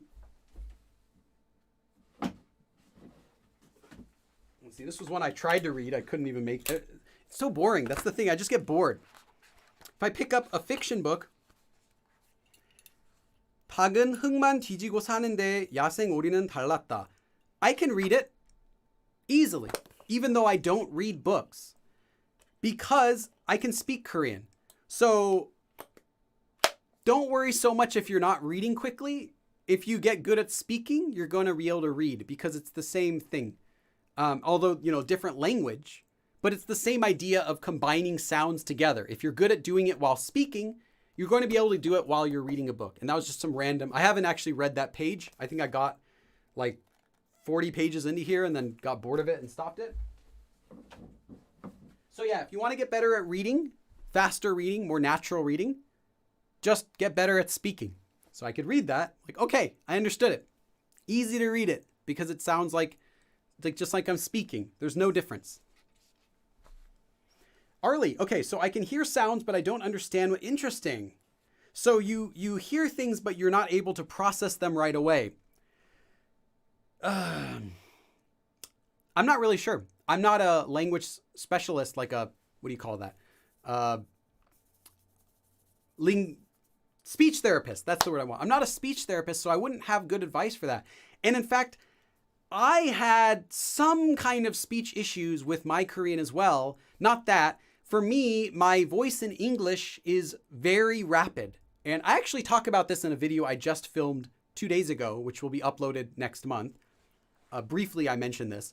But when I speak English normally, my voice is very quick. Now, none of you know this because I don't speak English normally when I'm doing this YouTube channel. I am purposely slowing my speech down to a snail's crawl when I speak to you guys. I don't mean that as an insult. I mean that my brain is rushing when I'm speaking, and it's really annoying. So I'll often trip over what I want to say when I'm speaking because my voice wants to go really, really fast.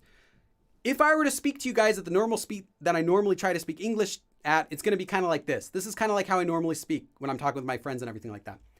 So it's a bit too fast. And when I first started my YouTube channel, I would always talk like this too. And I would even do this in my earlier videos, but people would often comment to me. They'd be like, hey, Billy, I love your lesson. Thanks. However, can you slow it down a bit for us? So I'm just consciously trying to speak more slowly. So I don't know if there's a better way to get better at speaking slowly, or for you, Arlie, I don't know if there's any good advice for how you can get better at understanding things more quickly, because I haven't been able to conquer my own speech issue either very well. I'm just, like I said, I'm just slowing my voice down manually whenever I speak. So I'm not sure. I would ask a speech therapist about that. And if you get any good advice, though, please share it with me. I could share it with other people who've said similar issues as that on this channel as well.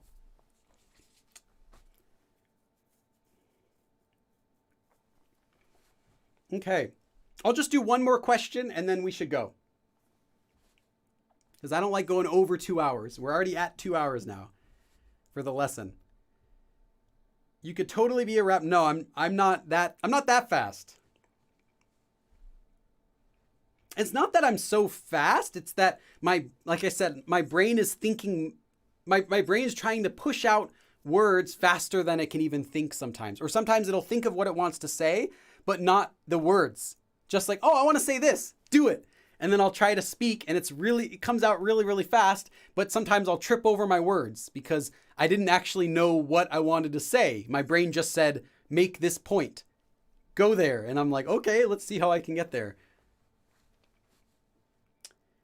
Okay. Yo, Billy Korean. Yeah, we'll get that. Maybe my rapping channel. Okay, last question. Let's see. What do I want to pick for my last question? Daniel Wong. Okay, let's take Daniel's question. When do you use t versus 일 for counting days? I know what you're talking about. The word is not t.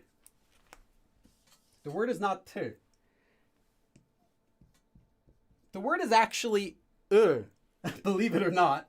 But it's never written like this. It's never written like this. The original word was and it is apparently a pure Korean word that means day. Now the Sino-Korean one is 일. Are these related? They could be. We don't know. I mean, they certainly look similar, but just because something looks similar doesn't really mean that it is the same word. Normally, you have these words which compensate words like haru, 이틀. Now 이틀. Now what I'm saying, it actually really originally was this, something like this, or actually I think it was 이. Actually, 이틀. It got spelled like this though. And then 삼. Wait, 이틀, 삼을. Yeah. 삼을. Wait, my spelling is, hold on. I'm confusing myself. 이틀, 사일. Okay, sorry. I'm like messing myself up because I'm thinking about repeatedly. 하루, 이틀, 삼일, 나흘. Okay. And then 나흘. These are 1, 2, 3, and 4 days. Now let me just verify my spelling on this because now I'm like doubting myself. I don't want to feel dumb. Okay, thank you. Okay. Yes. Okay, it was 사흘. Okay, thank you. There we go. I knew something felt weird every time I wrote that. 사흘, thank you. Not 삼. 삼일 would be for 3 days. So 하루, 이틀, 사흘, 나흘. And then there's further. There's 5, 6, 7, 8, 9, 10. Those ones are not used. Versus what you're asking, 일일, 이일, 삼일. This is why I kept getting confused. 4일, 5일, etc. 1, 2, 3, 4, 5, 6, 7, 8, 9, 10, like that. So these both mean days. These are both day counters, but there's a difference. There's a usage difference. If your question is, which one of these means one day? 일일 or 하루? The answer is they both mean one day. 하루 means one day. 이틀 means 2 days. 일 means 2 days. However, if you want to say what day of the month it is, today is the 1st, today is the 2nd, 3rd, 4th, you cannot use this. You can't say 1월 하루예요. 1월 meaning January. 하루, one day, that just means one day January. That doesn't mean January 1st. 1월 1일, January 1st. So only this one can be used for the day of the month.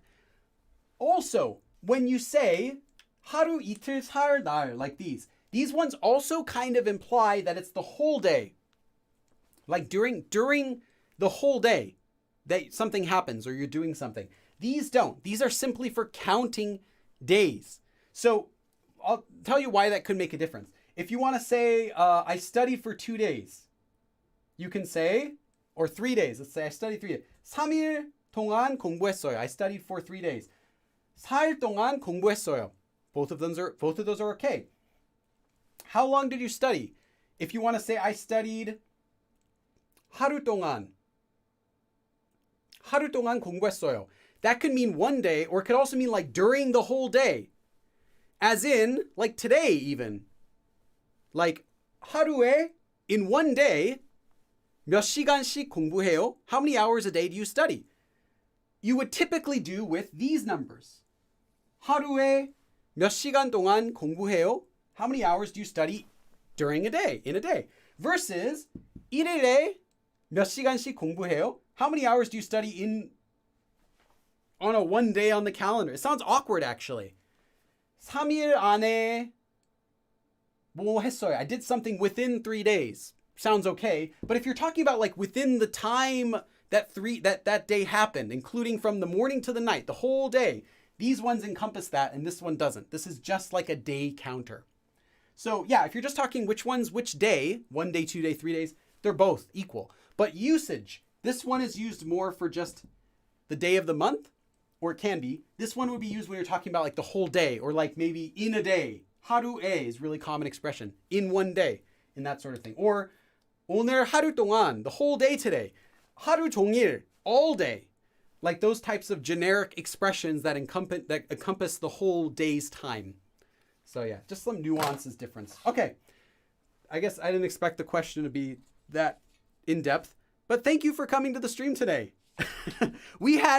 At one point, we had like 520 people in here. That is the record. That's the record for the most people I've ever had in a single live stream ever, I think, at once. Thank you so much for coming. Again, thank you to the people who donated. Oh yes, and of course, Amanda.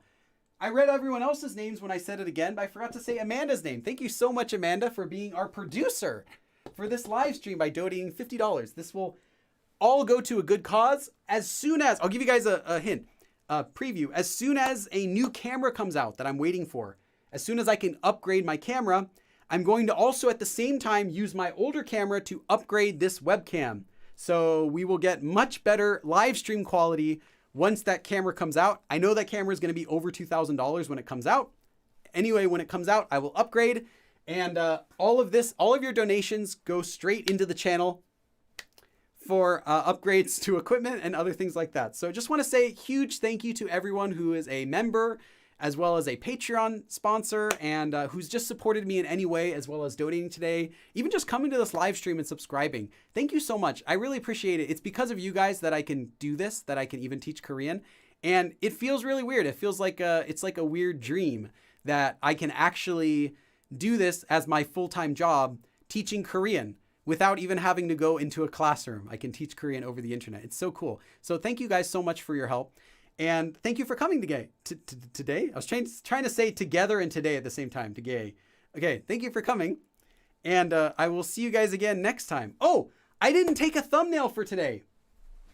I didn't take a thumbnail for the video.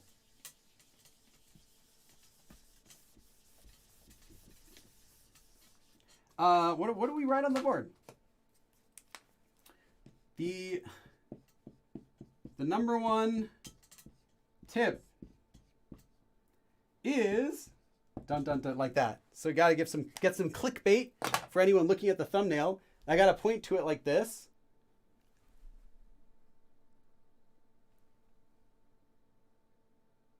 Maybe like that. That'll be the thumbnail. Okay. Yes, and of course, join the Discord. You can hang out with me. You can chat with other people who are studying Korean. It's open 24/7, completely free, and lately is getting fairly active. So yes. And that is it for today. I will see you guys again in 2 weeks. 그럼 다음에 또 봐.